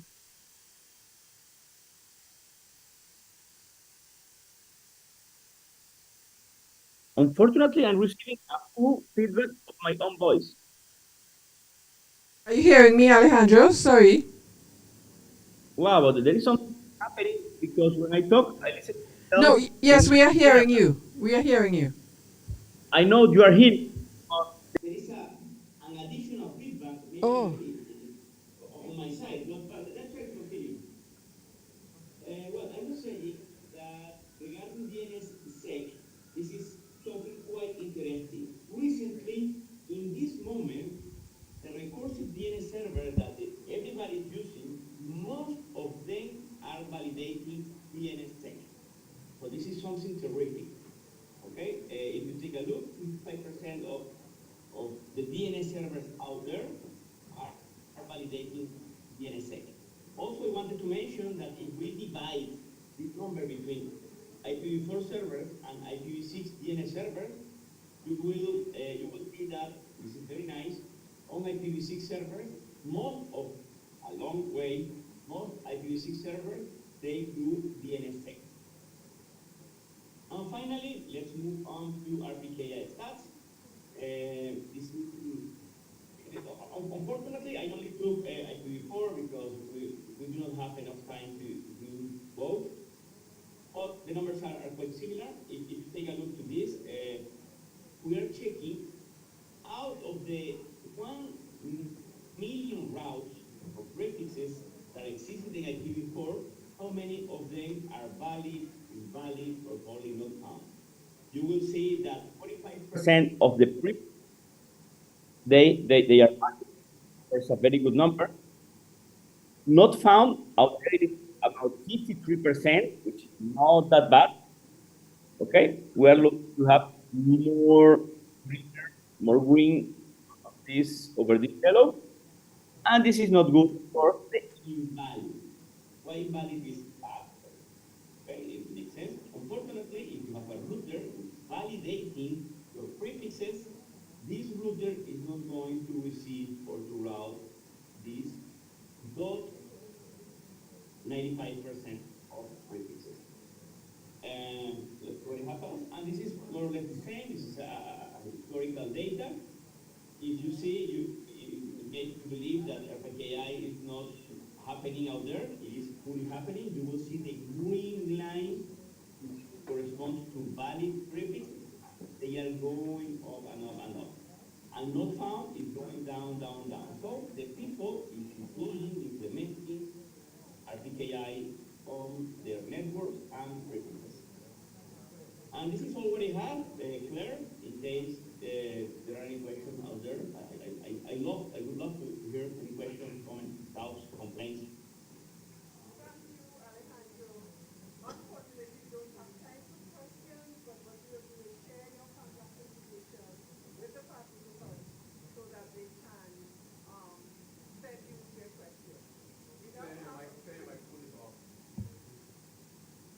Hello, hello. Alejandro, I hope did you hear me? I said we don't have time for questions, but I will share your email address with the participants so that they can reach out to you.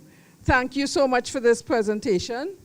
We now turn, and we'll see you at Caribnog 26.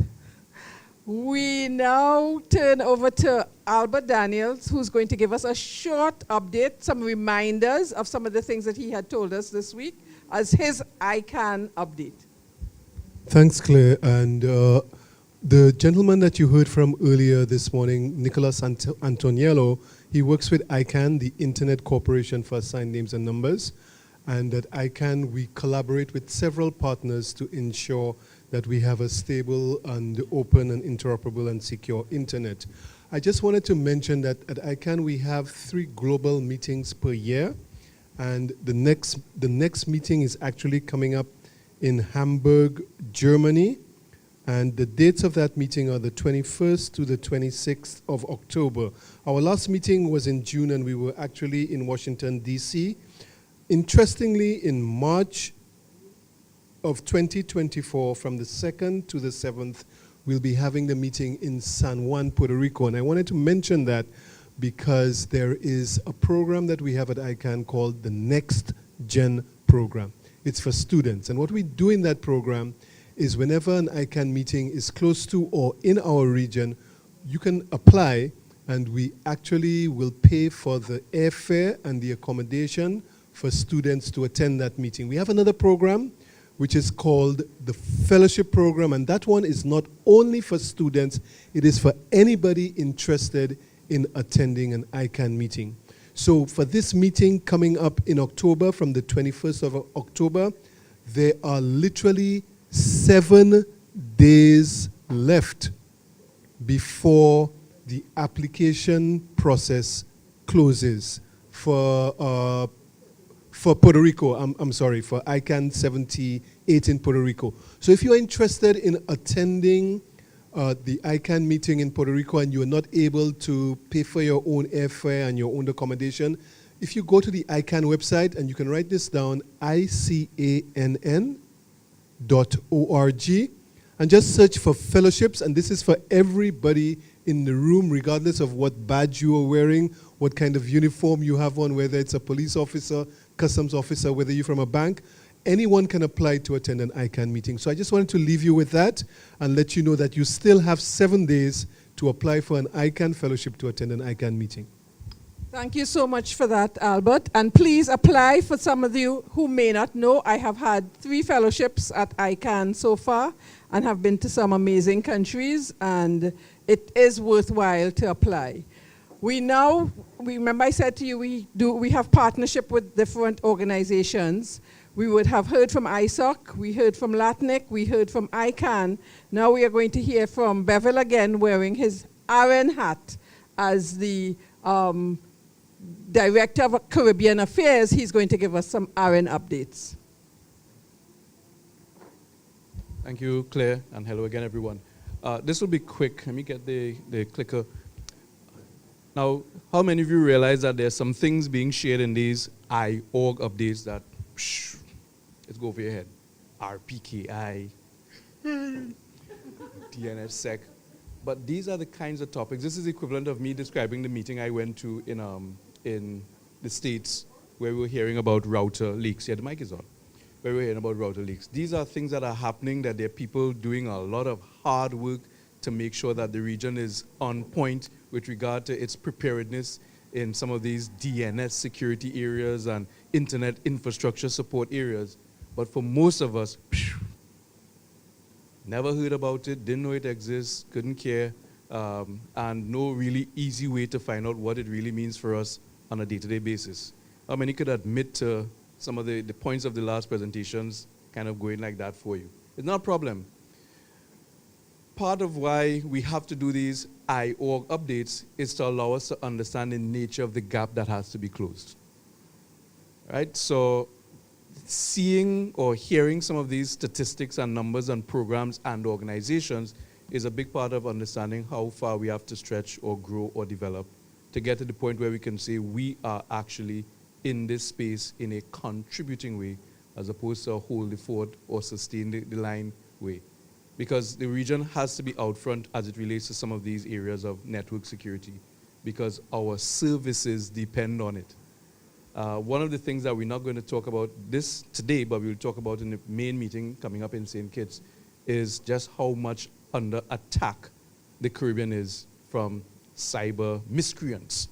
You know, people who have jobs, I mean literal jobs, to undermine, to infiltrate, and to disrupt your digital services and systems. Like jobs, I'm talking, you could come in as an entry-level person and you could rise the ranks to coordinate teams.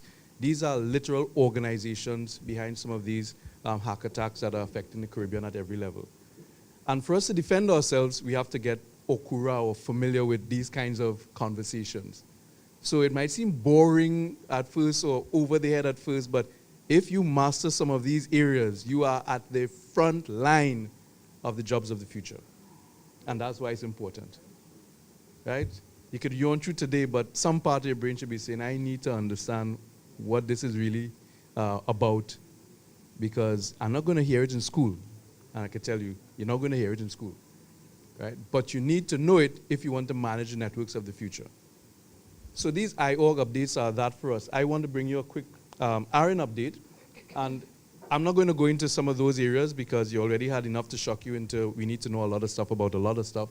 But I want to talk about just where ARIN is. ARIN is the American Registry for Internet Numbers, the counterpart to LACNIC. You just heard from LACNIC. So one part of the RIR, or Regional Internet Registry System, deals with the Spanish-speaking and a few English-speaking Caribbean territories. ARIN deals with most of the rest of the English-speaking territories. So St. Vincent and the Grenadines is part of the ARIN service region, right? Any internet numbers, that's IP addresses or autonomous system numbers that are assigned in this territory come from ARIN. So it's useful for us to know what ARIN is about because ARIN is us. The priorities for 2023 continue to push the adoption of IPv6. Again, a thing to note, IPv6 is not coming, it's here, and we need to be on top of it. It changes how we design networks. It changes how we roll out network services. And it's the new hot thing on the internet. Providing registry services, prioritizing internet routing security, the same RPKI discussion that you got at LACNIC, you get at ARIN, and protecting the multi-stakeholder approach, which is what we're about here. So what have we been working on? Surprise, surprise, all these yawn topics. IPv6, RPKI, DNSSEC, ensuring that the deployment of services happens. Somebody has to do it. And so we are just part of that somebody. And we are saying for those who like to step into these behind the curtain type areas, if you're also interested in these under the curtain, under the hood type things, then you can be part of the community that is doing it. Where have we been? This is not what I sent you. I sent you the wrong thing. I want to get to this. Yes, save the date. So part of what ARIN has been doing is having a much more direct outreach to the Caribbean. If you think about it, and here's part of where the discussion is. We think about LACNIC and you think Latin America and the Caribbean. But when you think Latin America and the Caribbean, you really think Latin America, right? Brazil, Argentina, Colombia. Same thing with the American Registry for Internet Numbers. We think America, maybe Canada. But the truth is there are more Caribbean territories in the ARIN region than there are North American countries. It just so happens that the North American companies are significantly larger. But the fact is we have more country representation inside of ARIN. And so ARIN has been making a very concerted effort to ensure that there's greater Caribbean participation in ARIN activities, from the policy making, which is where we get to say how the next generation of internet and number resource policy gets distributed and managed, to participating in programs like the fellowship program and the grant program and the research program. Those things are now looking to hear Caribbean ideas about how can funds be used to develop Caribbean networks. So a big part of participating in these meetings, whether it's not going to San Diego or going to Minneapolis or Los Angeles, it's going to a community where we have an opportunity to actually shape how the Caribbean internet develops further. And going into an environment where they're looking for ideas about what kinds of projects are best suited to our region. So participation literally changes the trajectory, the shape, the conversation within the organization. And as an organization, ARIN is saying, we want more Caribbean voices. So at this upcoming meeting, there are elections, and they've been asking, are there persons within the Caribbean who are willing to participate on the ARIN board, who are willing to serve in the ARIN advisory group?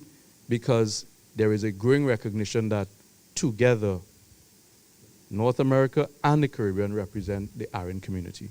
So I wanted to just bring that notice to you. You're hearing these topics, some of it might go over our heads, but all of it relates to the future, the stability and the resilience of the services and the networks that we are increasingly reliant upon for life.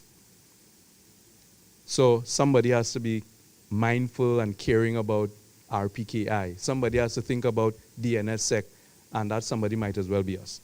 All right, so Aaron, LACNIC, ISOC, they'll all have the same message. Come, participate, make your voice be heard.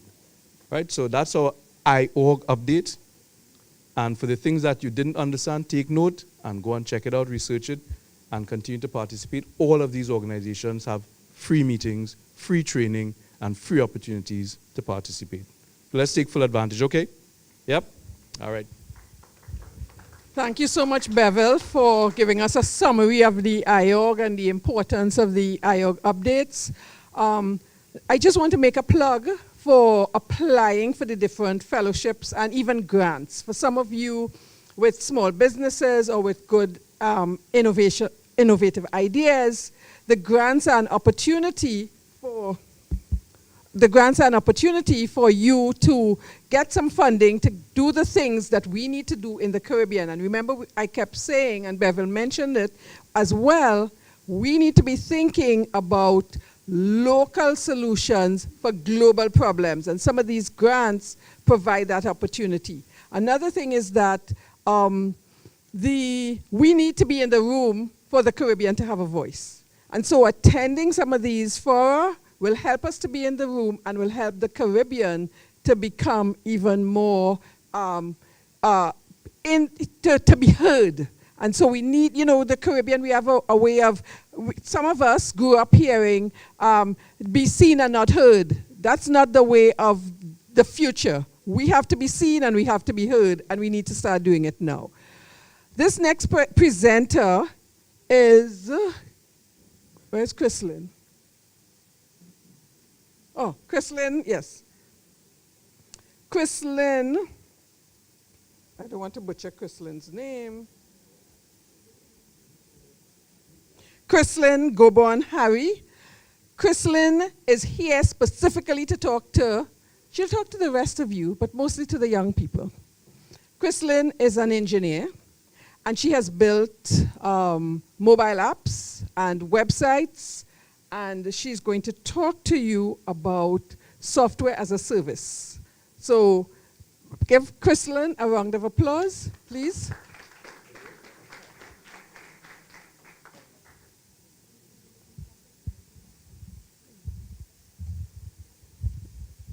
Thank you. Good morning. Good morning. Good job.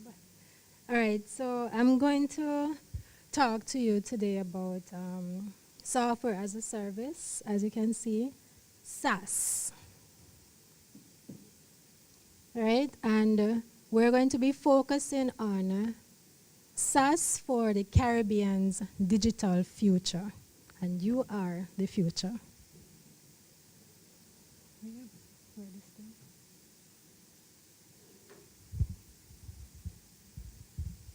So before we actually start the presentation, I want to ask, you a question. And the question is, imagine you're in charge of designing your ideal software application. What problem would it solve, and how would it make your life easier? So if you're designing a software for you, for yourself, what problem would it solve, and how would it make your life easier? Anybody want to try? Okay, so think of all the software all the apps that you have on your phone. Think of all the software that you use on a daily basis. Think of school. Think of home. Think of your social life. Think of going home and sitting down and watching Netflix, YouTube, WhatsApp, Facebook, and any other social media platforms that you're using? Is there anything that you think is missing that would make your life easier? Yes.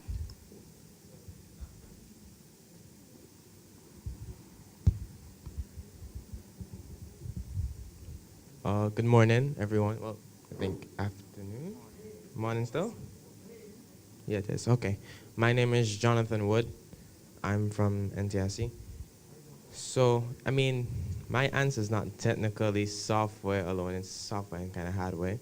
But I'm going to try to explain it. So, I'm not sure if it's already out there, but glasses to be able to move certain technology. So, for example, this projector, let's say I'm watching TV, right? And I want to change it, but I don't have the remote on me, right? Being able, with the move of my hand, to come out or change whatever I'm trying to watch, that will make my life easier. For school, yeah, I have a book. Well, I'm reading them through my textbook, right? And it's kind of hard for me to understand. I could take it from the book, digitalize it, and have a computer basically summarize it, simplify it for me to understand, and it'll be right in front of my face without having to actually go through all of this. Perfect. Thank you. Thank you so very much. All right, so we'll keep that thought in mind, and then we'll run through this presentation, and then I'm going to ask you another question at the end. All right? So So our objective today is to explore the role that SAS plays in shaping the digital future of the Caribbean. And then we're going to talk about 4 key points. That is digital transformation in St. Vincent and the Grenadines, the importance of SAS in the modern business landscape, the potential benefits of SAS in the Caribbean, and the opportunities for developers.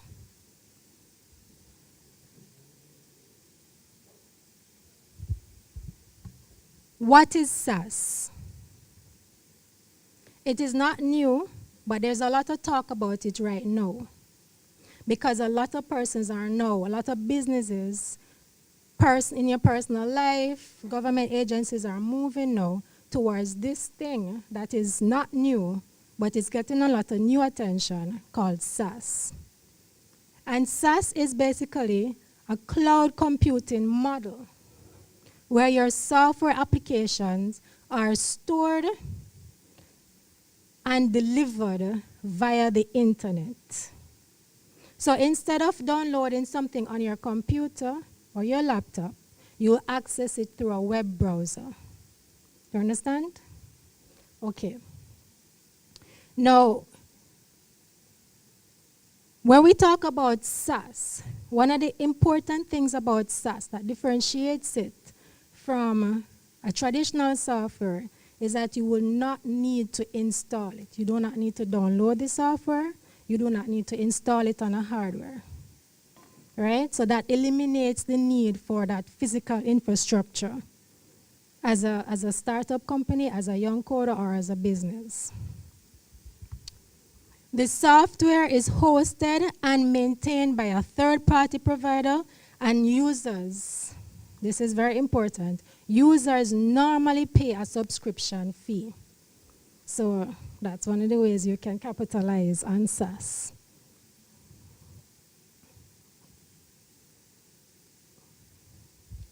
Some key characteristics of SAS. 1, it is subscription-based. It means that the software that you are using via the browser, normally you would pay a monthly or an annual subscription fee to use it. It uses a centralized hosting That means that it is hosted somewhere in the cloud. All your codes are there. The data is there somewhere in the cloud, and then everybody can access it from there, from that one point. When we talk about automatic updates, it means if you think about the traditional software, for example, if, I don't know about the younger generation, but maybe over this side, if we think about, say when we had a software such as Microsoft Office, and then there's a new version out, what you'd have to do, well, maybe I'm talking to you as well, and there's a new version out, what you would normally have to do is download that version. Maybe you'd buy it, download it, install it on your computer, and then you can use it. But that is, while you're doing that, you also have to think about the compatibility of the software with your hardware. So can your hardware run this new version of the software that you're downloading? So that's one problem with the traditional software.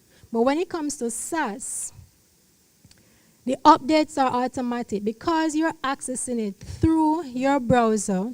Whenever the coders or the developers, whenever they make any changes on the software, it is automatically rolled out to everyone. Following me? Okay. There's also something called the multi-tenacity. The multi-tenacity of SaaS.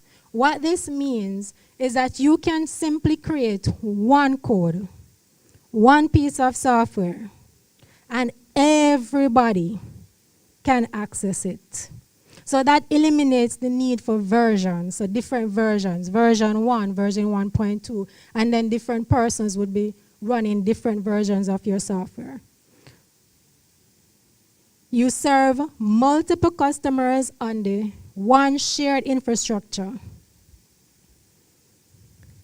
right? And then the data that is collected on SaaS, if you're using different customers, what you'll do is normally that data per client or per customer, per user, is stored on a different database or in a different secured and isolated location, right? Now then, there's also the ability to scale the software based on the user needs. So what do I mean by scaling your software? It means that if you develop a code or if you develop a software and you have different sections, different pockets of the software that businesses can capitalize on, you can open a portion based on what the business needs. Or you as a user, if you only require a certain section of the software, what you don't need everything, you pay for what you want.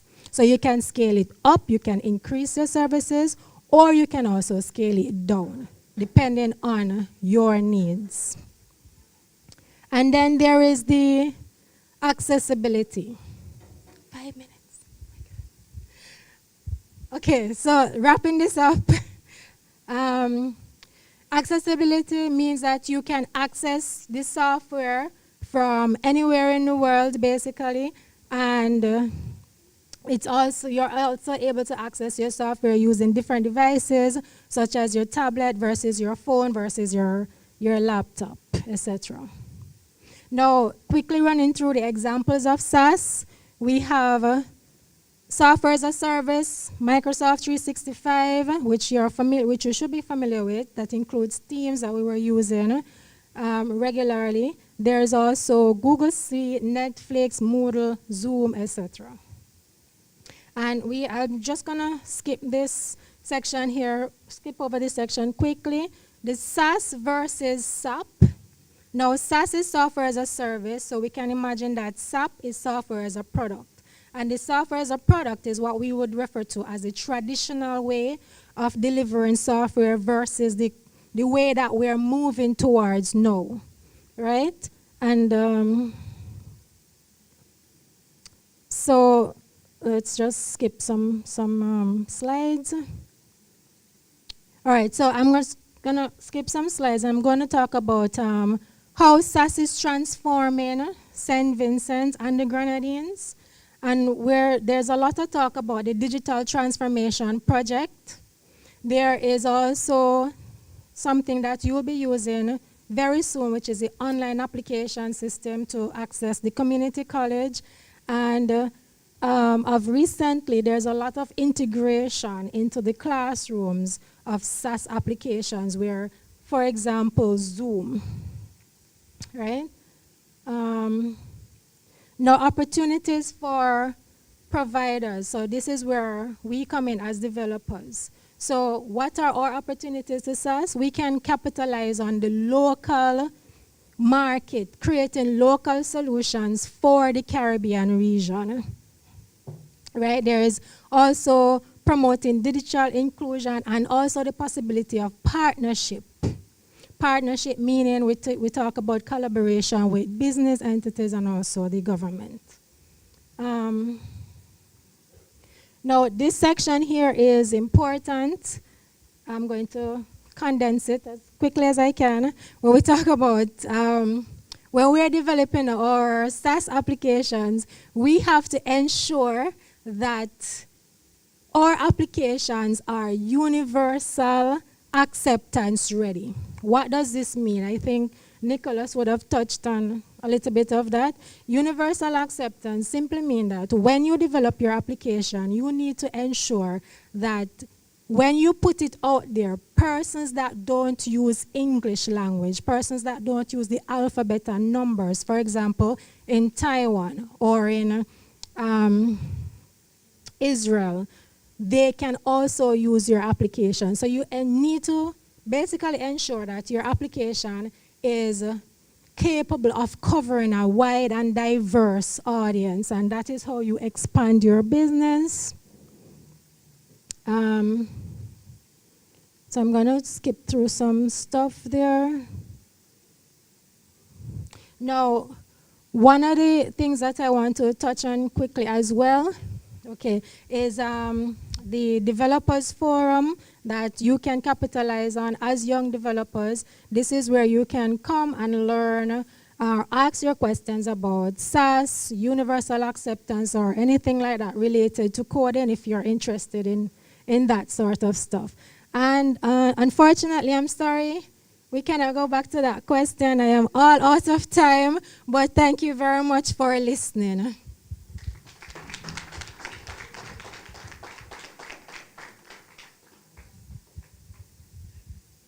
Thank you, Chrislyn.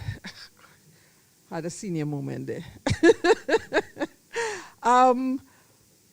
We would love to take questions, but you see, you understand now why Caribnog is normally a 2-day event and not just a half-day event. There is so much information that we have for you, and we're just trying to bottle it and provide you with a little snippet. We now move on. We have an online presentation for you to understand a little bit about Routing 101, and that's a video that's going to come up in a short while. I'm not sure if we will have time for questions after this, but you know, bear in mind your questions.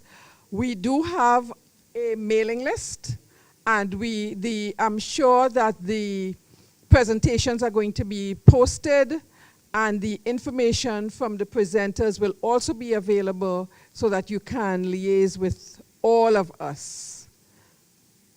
And this presentation should be coming up. Now it's from Mr. Steve Spence, who is also a co-founding member of Caribnog. He is Jamaican, and he lives in Trinidad and Tobago and works for an organization by the name of Architects.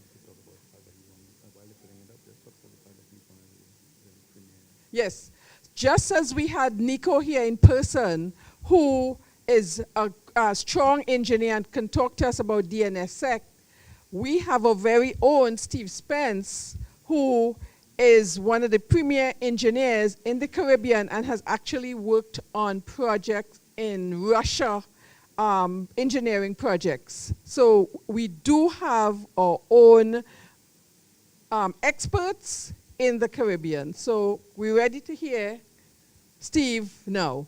Thank you. Let's give Steve a round of applause, even though he isn't in the room. Good afternoon. I'm Steve Spence, a regular Caribnogger, and I'm going to do an overview and basic internet routing. Okay.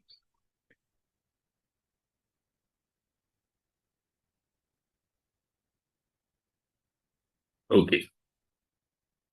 Right. The internet, essentially, if this first picture, I want everybody to get a view of the interconnectedness of the infrastructure that represents the internet. There are millions of miles of cables, fiber optic cabling, connecting every major city, every major area across the globe, ensuring that there's point-to-point connectivity between every point on the planet. The only continent that doesn't have a lot of fiber attached to it is Antarctica, and they might have actually a microwave or satellite connectivity in that case. Okay, all right, so let's describe what is the internet. Internet is the internet of things. It is essentially any infrastructure, any component that allow all the different computer networks managed by separate organizations to communicate and exchange information. Essentially allows a seamless and reliable, secure, and communication near the speed of light across our planet. And this is done transparently. You don't need to understand how the internet works to use it. Essentially, everything under the covers is easily and effectively working transparently. Typical things exchanged on the internet, telephone calls, email messages, video conferencing, call, radio and television, music and media. These are just a few of the things that are actually a small, minute component of the media actually exchanged on the internet. But essentially, the internet can essentially transfer and exchange many things, almost anything, once it can be digitized. Okay, all right, let's get familiar with some of the core technologies, which you've probably heard of before. TCP/IP, Transmission Control Protocol, and Internet Protocol. Essentially, it's just a suite of programs that are responsible for, number one, assigning the unique IDs for each devices that are on the internet, and essentially manage the connectivity between different nodes of the internet. DNS essentially is a database that essentially map the human-friendly names and the IP address that are used onto the internet, because we humans like readable things, and numbers are just not very easy to remember. So you will see that in the name of like Google, mail servers, all of them use the actual DNS services in order to map the IP addresses to user-friendly names. HTTP essentially is a document transfer protocol, or called hypertext transfer protocol. Essentially allows to exchange documents. That was the original concept behind HTTP. But today we use it for almost everything. These documents can have videos, can have applications. The amount of different type of documents that can be exchanged, media that can be exchanged, is almost infinite. So HTTP is an extensive protocol for the exchange of basically multimedia content. SNMP, the original killer app for the internet, allows for the seamless transport of messages across the globe. It was one of the first major use of the internet. And BGP is a protocol that essentially allows the different independent networks that are interconnected on the internet to exchange information concerning states, routes, paths, okay, on the internet. Okay, let's look at the different format for the outdressing ID that's linked to IP traffic. Essentially, every device have a unique ID. It comes in two flavors, basically, two versions, V4 and V6. V4 supports the 32-bit addressing system. So essentially, it can support up to, theoretically, support up to 2 to the 32-bit number of devices. In reality, it's much less because there's some part of this scheme that can't be used for direct device attachment. However, you know, as it stands, it's almost over 4 billion devices, far less than the number of devices that the internet actually has. So obviously, these are some constraints. One of the solutions to this constraint that V4 had was V6, a 128-bit addressing system. Supports a number that I cannot pronounce, but 3.4 to the 32 zeros, 39 zeros. It's supposed to be more than the atom in the universe. So you have the obvious advantage. You can support a lot more devices. Number two, in terms of routing, is actually a little bit more efficient than IPv4. And so therefore, from a routing and a device addressing point of view, it can scale up to meet that requirement.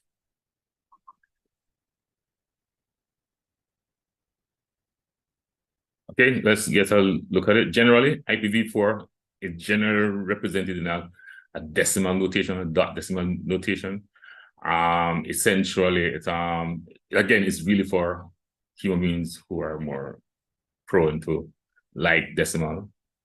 Underneath it is really converted to binary, which itself allows the machine to actually use this protocol. But essentially, we memorize the decimal numbers, okay? But the computers or the routers that use this number obviously convert it into binary. It's 32 bits divided into bytes, and the positions they have actually have some significance, which we will explore later. IPv4 use hexadecimal or base 16 notation to help us manage the length and the size of this number. Again, don't let the numbers get you confused. It's essentially like IPv4. We manage it like IPv4. And everything that we say that is true for IPv4 is definitely true for IPv6.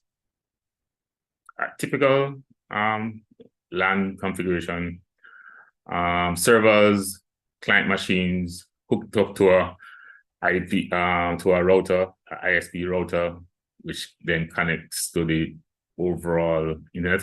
As soon as you hook up to the internet, you are part of the internet. So once your phone or you connect to a wireless provider, you're essentially become part of the general internet, albeit a single node, but you become part of this large network, and so you're part of the internet.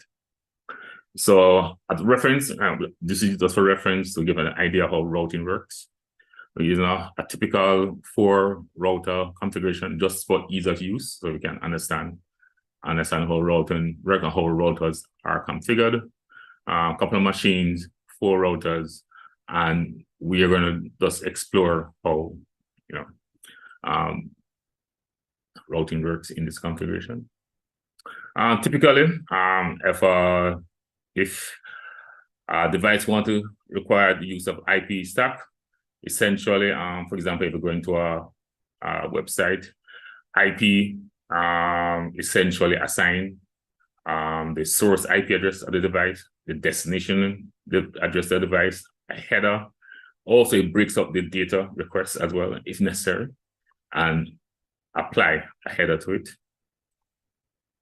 This is basically the full number of headers in a typical IP packet, just for reference.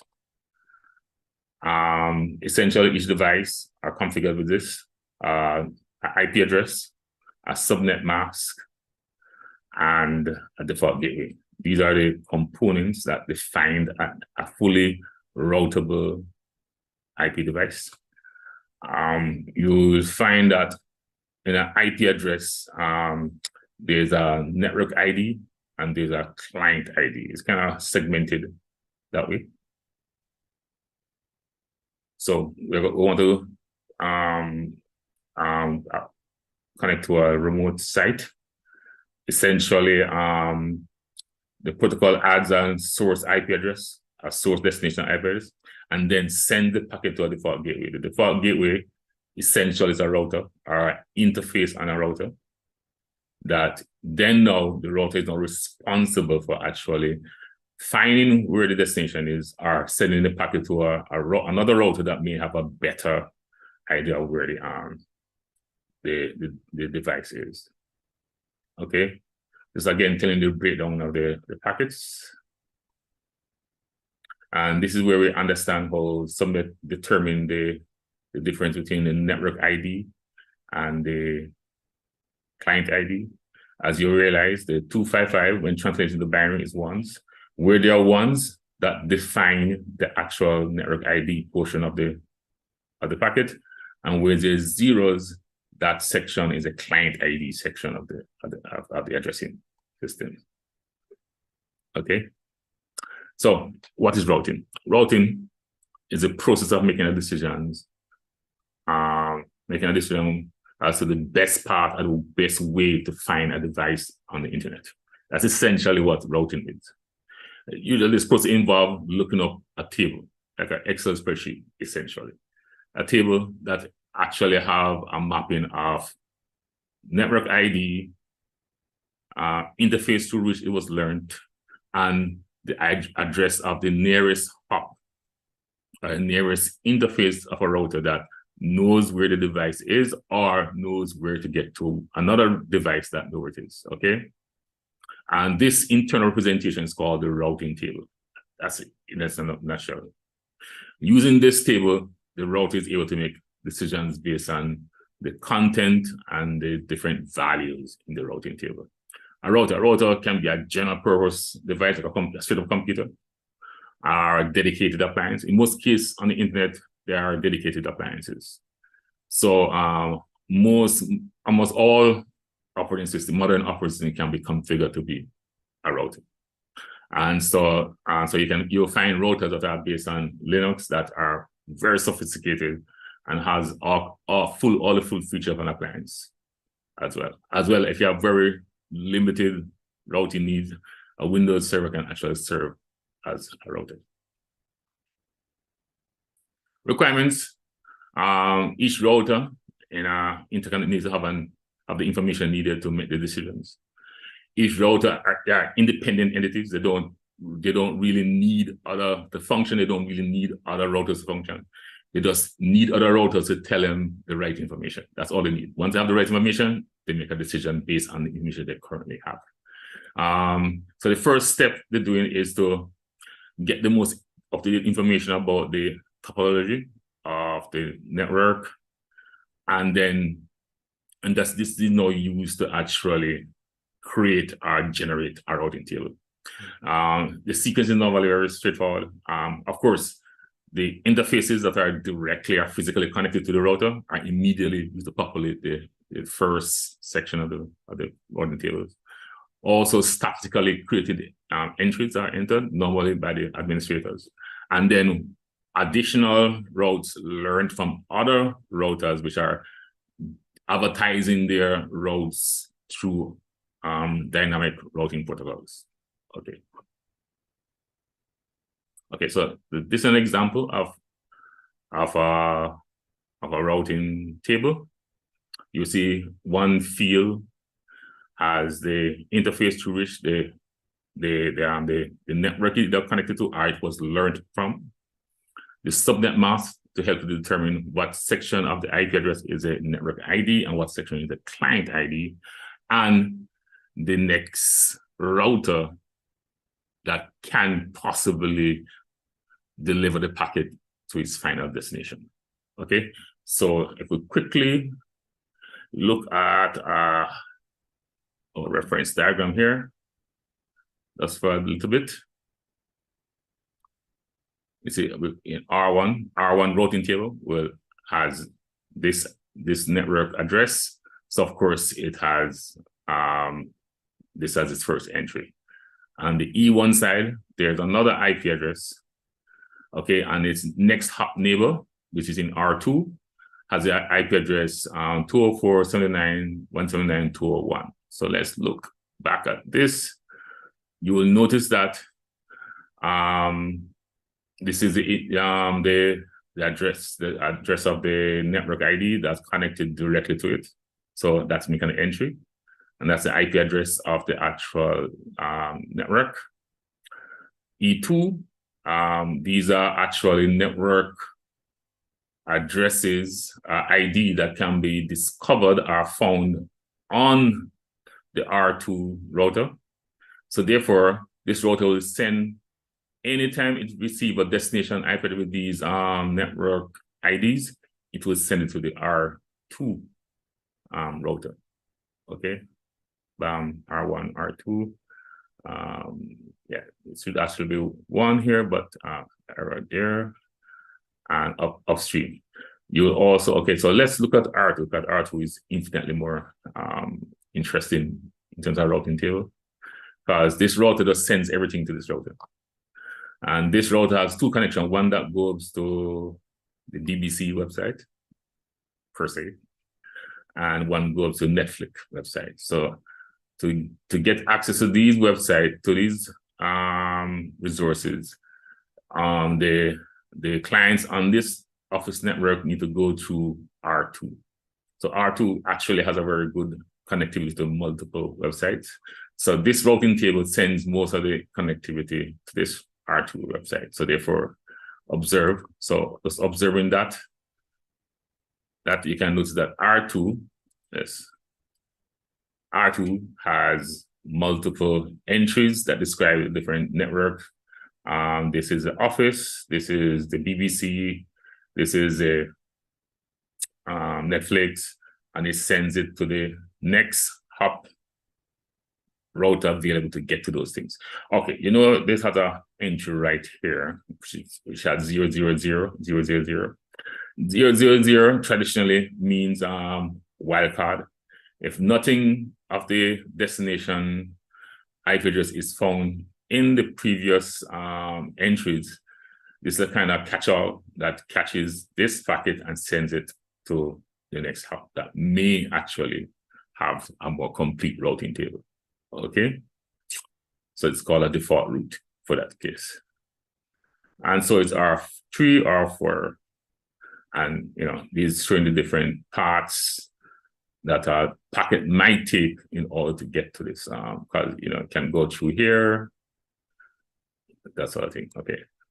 Okay, so obviously there are millions of routers all across the internet, thousands of service providers. Every core router must have a complete picture of the network, which means they must have a complete routing tables. Routing tables are now very large, 600,000 records, and network IDs routes are added and changed frequently, and manually updating the table would be, you know, hell. So the hero here in the game is BGP. BGP allow for the exchange of routing information. BGP is a standard throughout the internet covered by multiple manufacturers that allow internet routers to essentially exchange routing information with each other very quickly over TCP/IP. So the routers are usually grouped together in one administrative group called an if this bunch of routers are managed by one organization, they usually group together in an autonomous system and assign autonomous number, which is called ASN. This number has to be unique, just like IP addresses. It has to be unique, so and it's essentially managed through the internet. To give you an idea of how BGP make decisions, again, all routers have to be able to make good decisions, and they base them on certain, and a very good, flexible routing protocol allows you to use multiple attributes, as they're calling BGP, to make decisions. They could be weighted, weighted influence, the route, and telling you that this is the best route. There could be local input. These are things that the administrator of the router can do and set. There is a path, what we call the autonomous system path. Okay, we look at that one. The origin of those routes can be used as a way to influence what path to be chosen to a particular point. And MED can also specify that this is the best route to get to a particular point. So looking at the ASP part, this shows the path of a packet going through the network. If you notice, each router has a ASN.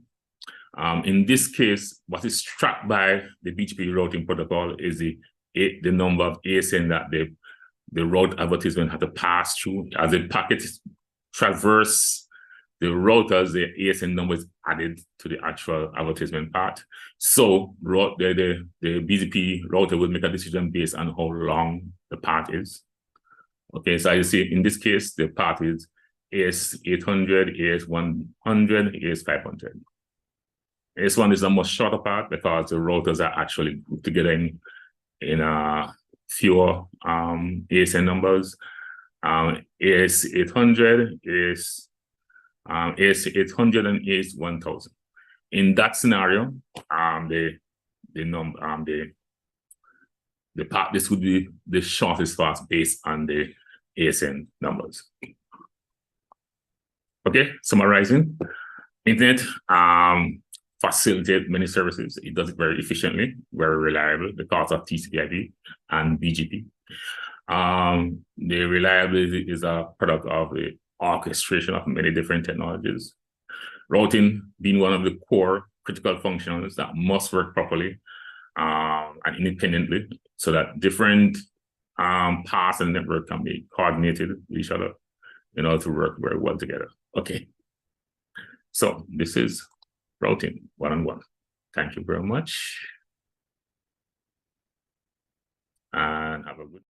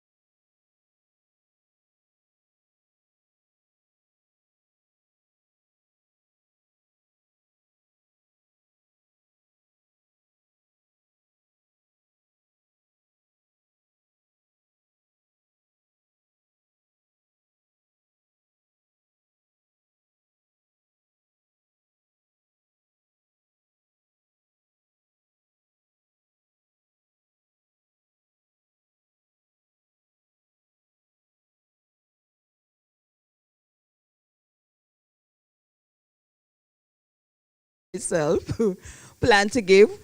We didn't plan to be long, so that's good. That's a good start. So our CCTV system here in St. Vincent and the Grenadines is one of our IT flagships for government, right? It's basically the installation of approximately 200 CCTV cameras on mainland St. Vincent. We haven't touched the Grenadines as yet. And these cameras are located in the Kingstown, Windward. Come on up, Simone, and rescue me.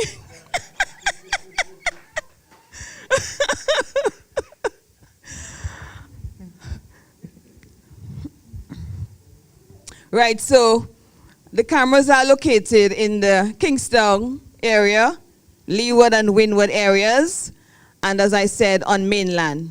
Phase 2 will take care of the Grenadines and other areas of mainland, so you can take it away from there, Simone. Okay, but I'm not sure what you already said. Just mention that it's one of the government's IT flagships and where the cameras are located. That's where I got to. Okay, so this project, the first phase was a 2-year project, started from 2019 to 2021. And it was a collaboration between the government of St. Vincent and the Grenadines and the government of the Republic of China on She's Taiwan. catching her breath. I'm catching my breath. Sorry, I ran up the stairs. Yes, so the project was implemented by the Ministry of Finance, Economic Planning and Information Technology in collaboration, of course, with the Ministry of National Security, specifically the St. Vincent and the Grenadines Police Force. So, and the Information Technology Services Division from the ministry. So currently we are in, let's say, maintenance mode for the project. As Mrs. Armstrong said, we have about 186 cameras installed across mainland St. Vincent.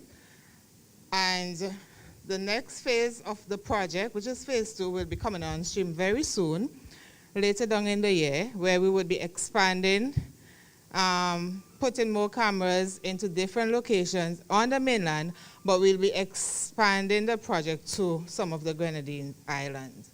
So we would not just have coverage on the mainland, but also coverage in the Grenadine island. This is a project that has proven to be very successful so far, because we have had reports from the police force that they are able to solve some of the crimes that has been committed just because of the footage from the cameras. So we are really pleased and we're really happy about this project, and we know that by the time phase 2 comes on, we will have more surveillance in more places, which gives us even more opportunities to solve crimes. So I think this is something that is very important for us, and I hope that our citizens pay attention that, you know, we have to look out for each other, but at the same time, if there are cases when we can't, we would try to rely on the cameras we have in those locations to help us to fight crimes. All right, and to end, because I see Dr. Craig is on her feet, all of these cameras, at the background of all of these cameras is what we call a control center, and that is manned by the Royal St. Vincent and the Grenadines Police Force, as Simone mentioned, and we have 24/7 monitoring, round the clock. So anytime a crime is committed, you will be caught, all right? Thank you, Simone and Desiree. Very well done. So now you have an idea of what is going on with the CCTV project. Another thing that I will just take 5 minutes. We have 3 minutes to thank you all for being here. But before we do that, I just want to give the opportunity. We need to have an open mic. We need to get a couple of comments on how your 3 days were, how your today was, in a word. Just, Albert says he wants to have the first comment, and let me just see two hands up, and yes. Can you give the mic to the gentleman in the back?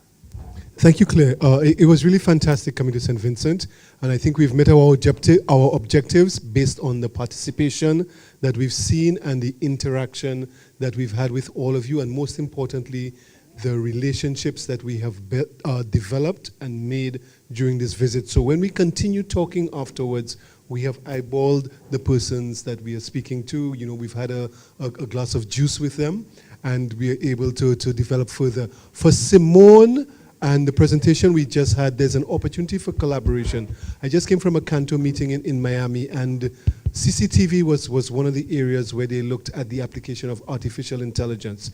So in that control center, the persons could actually type in, show us all of the people who were walking in red dresses, or show us everybody who was riding a bicycle. And very interestingly, there was a programming of an illegal turn, and they could query an illegal turn on the roads, and they could query the system and say, tell us how many vehicles made that illegal turn, and all of the registration and licensing data would come up, and then you could actually issue travel tickets based on the footage of what's going on. So there's an opportunity for collaboration, particularly using artificial intelligence. But fantastic 3 days, and I look forward to coming back to St. Vincent again, where we can do this one more time.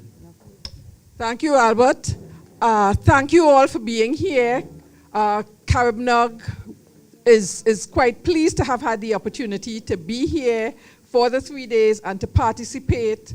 And we would like to thank all the persons who participated today. We thank our sponsors for this event. I know we have another comment over there, and you know, this is, we just want to close Caribnog, have the one comment, and then I'm going to ask Roxanne John to come and give the closing remarks and vote of thanks. So, Caribnog is now officially closed. But can I have the question from the did you have a question or comment? Wait, yeah, you need the mic? No, we are online. Yes, please. Lancelot Chapman of Echo Incorporated Music Rights. When I first came in, I said they were talking about the development of this system with the government, and I said, well, would it have been nice to have other areas of the community at the start of this program, so that everybody would be on at least on a kind of a page at some point in the progress. And lo and behold, the children came in. And I feel good about that. So I can say one thing about this. I've learned a lot, and I want to thank Caribnog and ICANN and all of the participants for my education. And I will certainly share it with the Board of Directors of ECHO. Thank you. Thank you very much. So you have made my task very easy. You started the ball rolling. So you have said it all. You enjoy being here for the last 3 days. Well, ICT Roadshow. So we heard from you. Anybody else wish to share and express thanks or say how they enjoyed the 3 days that they were here? Anybody brave enough? Yes, sir. Well, I've only been here for the last 2 days, but some of it have been an eye-opener to me.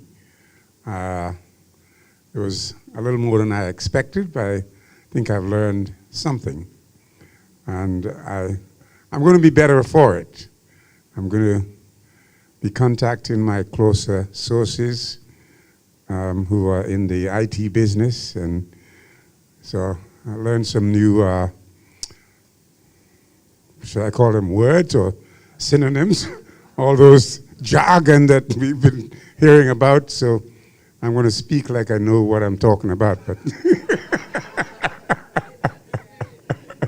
thank you very much. It's been a pleasure being here. Thank you. Anyone else before Rudy? Okay, let me put it like this. I need one more person before Rudy. Thank you. Wonderful. Hello, I'm Eastlyn Biome. I think it was very, very informative. And I think you spoke on almost every little topic that they will do in the technological world. And I'm very impressed. And I am really satisfied that I came. I did make the sacrifice to come here for the 3 days, and I'm very, very happy about it. Thank you very much. Rudy, it's your time. Rudy, it's your turn. So I was so impressed by all the comments, you know, and that's where it's at. It's not about me, it's not about the speakers who came, it's about the people in the room who have something to say that makes sense to them after they've watched all that complicated stuff, you know? And so I would want to congratulate the St. Vincent Grenadines, ISOC, the Internet Society, and I hope we get a few more members from this, because that's what we want.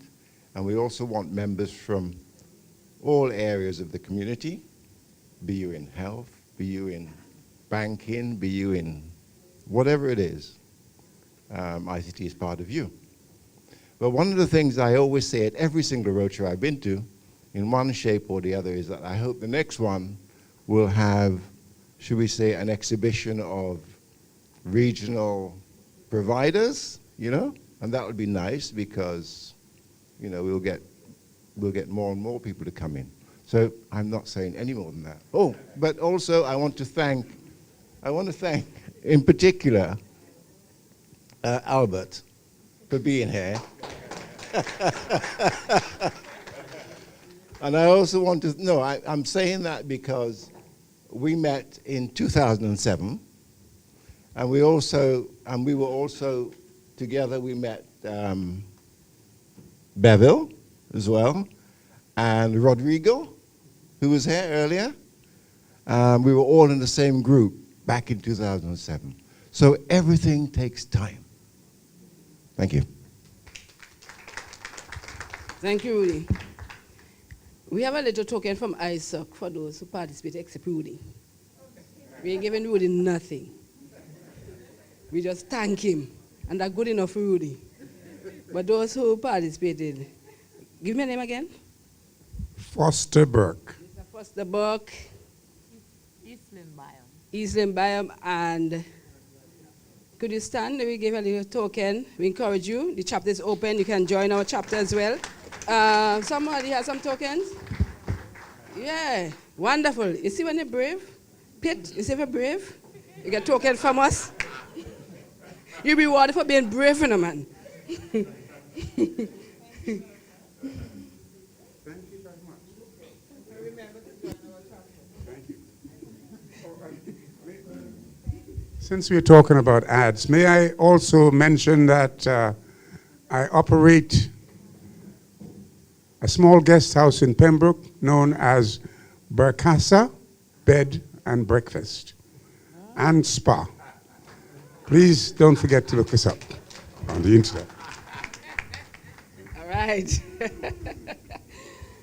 Good. Do you know we have an girls in ICT program in St. Vincent and Grenadines? Mentorship that's going on for what, a year or so? No. It will be for a year? It will be for a year. So we know it started? Yes. We have mentees here? Yes. Mentees, we have? So we have one? Oh, Davisha and Kayla. We owe tokens. We'll get some tokens for you. Because I know you are here for 2 days and the first day. Yeah, wonderful. So Simone will make sure you get a token from ISOC, okay? Yes, Mr. Burke? Yeah, related? Actually, that's my uncle. Yeah, but I just want to say, I was there yesterday because I had a kids program yesterday. But it's all the talk that we hear, all the jargon that you don't understand. I think the aim is to really have the internet more secure. So when you hear about DNS security or DNSSEC, and you talk about IPv6, you're talking about using applications that make the internet much safer. So the whole quest about everything is just to make sure that the internet is safe. So those who don't understand all the jargon, that's the purpose of it. So we want to make sure our ISPs implement DNS security on the networks so that we could make our transactions more safer. We want to make sure they implement IPv6 because IPv6 has some built-in security features in it, and so that we could make our internet much safer. That's basically what we're all about. And I must say, Mr. Bork is managing NCTI, which is one of our partners in ISOC. I must say that. Good contribution. So I think Tim will take it from here. No problem. So thank you again, everyone, for being here. It was a pleasure having you on board with us for the 3 days, those of you who started and finished. But we really want to give a special thank you to our presenters who are left here. We know 2 of them already left. So I'm going to start first with Claire, Dr. Claire Craig. And I just want to let you know how appreciative we are of the presentations you did for us about the whole Lac-Rallo and all those things. But I think what impressed me more, well, for me, what impressed me about you is your journey, your story, how you started at the bottom, basically at ICANN, and how you have progressively, advanced in your journey in this institution. So I really want to congratulate you. And I think you set a path for people like me who are still at the bottom. You're showing me the path where I must follow in order to advance. It's all about, I feel good about it because it's like women's empowerment. So I look at it, this is a woman who has really excelled, and I really want to model after you. So that's for me, personal. But on behalf of ISOC, thank you very much for your contributions to our program this week. Okay? And we just have a token of appreciation for you.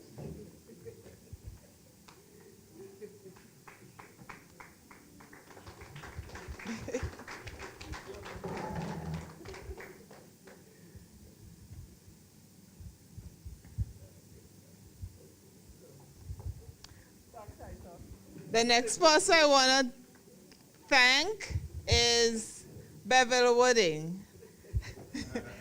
So, as Rudy mentioned about the whole history, about how long he knew Bevel and everything. But I just want to say something about Bevel for me. In case you did not know, now I'm telling, not a story, but I'm telling you this. Bevel is actually my mentor. So, I go to him for a lot of advice about technology and IT stuff, and in terms of my career journey, he advised me a lot on it. So I really appreciate that. But today, I mean, seeing him just come and talk and adapting or changing, I should say, his presentation style a bit to suit the students who were here, bringing it down to their level, I think that was really, good because, sometimes this tech talk could fly up over your head. There are big terms that you may not understand. And breaking it down to the students' level, I thought that was a really good thing he did today in his presentation. So, Bevel, thank you very much for always being willing to participate and to, work with us with your many hats, whether it's Arin, Carib, Nog, others. We appreciate what you did for us here today. So we'd like to also give you a token of appreciation.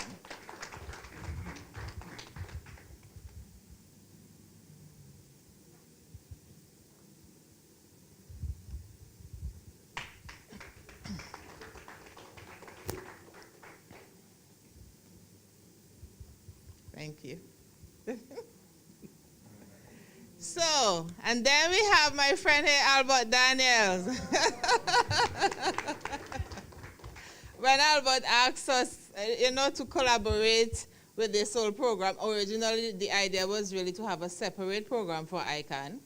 But we figure, well, we're having ISOC, might as well we combine everything because we're going to deal with the same set of stakeholders, basically.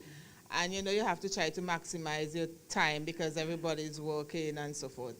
So I think I was really pleased, but I was surprised a bit too because when he came in and he saw the hall being transformed from what he would have seen a few weeks before he came for this session, I think he was really pleasantly surprised. But in my head, I was like, what did you expect? Of course, we are going to do a good job. But it's always good when your stakeholders could be pleased with the work that you did. So,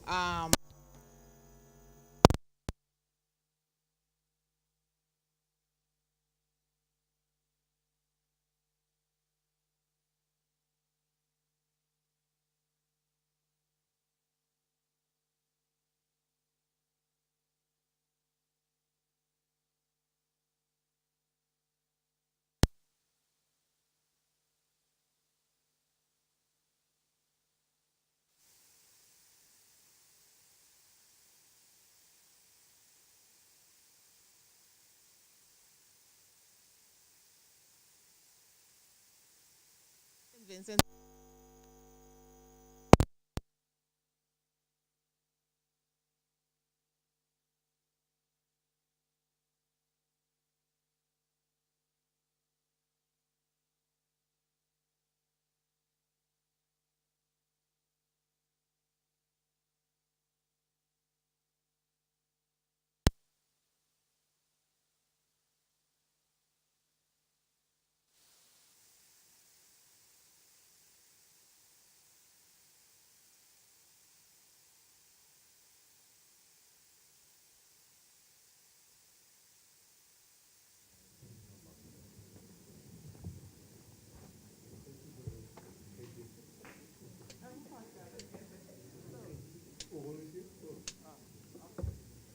So as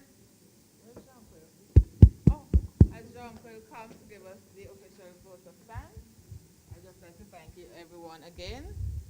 Thank you again for participating in this week's program. Well, not this week, but it's 3 days. Thank you. Thank you, Simone. I don't even know if I'm needed here. Okay, but let me just do the official.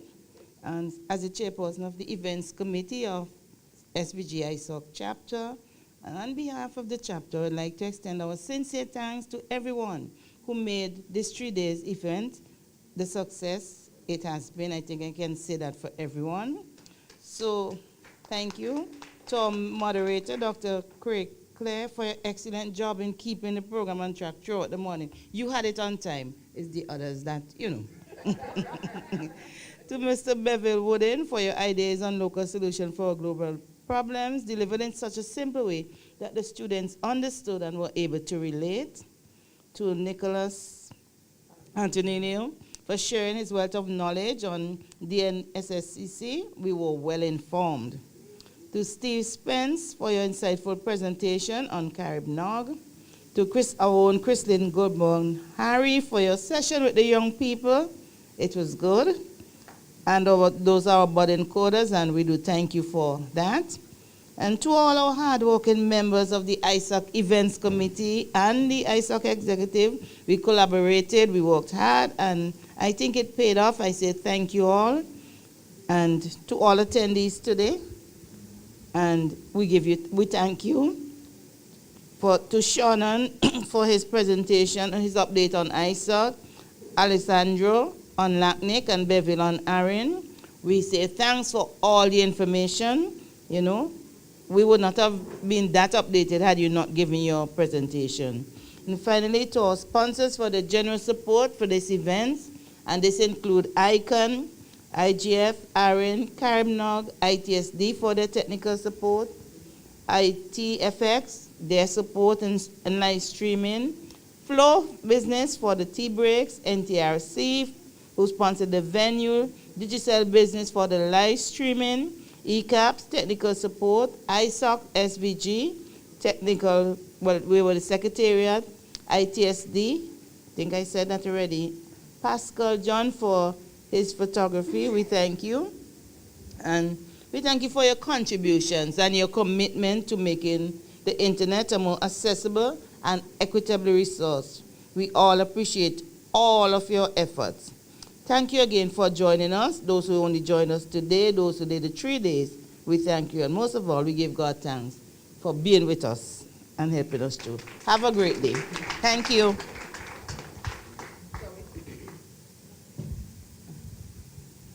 We always have to thank the person who do the vote of thanks. And we just want to thank Jonquil Cadogan, as she rightly said. She's the lead in the event committee. She has a team that is here. We just want to thank them very much for really work together and really make this thing happen. Thank you, Jonquil. And finally, we thank the participants who come, sacrifice the time. Sorry, it's so short, but I hope you have learned, and we build a camaraderie. One of the purposes is this, to get to network, to know each other. If you, after 3 days, you don't know anybody, something is wrong, or somebody new. So you should learn something, know somebody. We have one more opportunity, lunchtime. If you didn't learn anybody new, learn about somebody new. And may God bless us as we continue to advance the internet development and promotion in St. Vincent and the Grenadines and in the region. All the best and safe travel back, and those who are going to enjoy St. Vincent and the Grenadines from today, please do it, enjoy, and tell us all about it on Facebook. All right.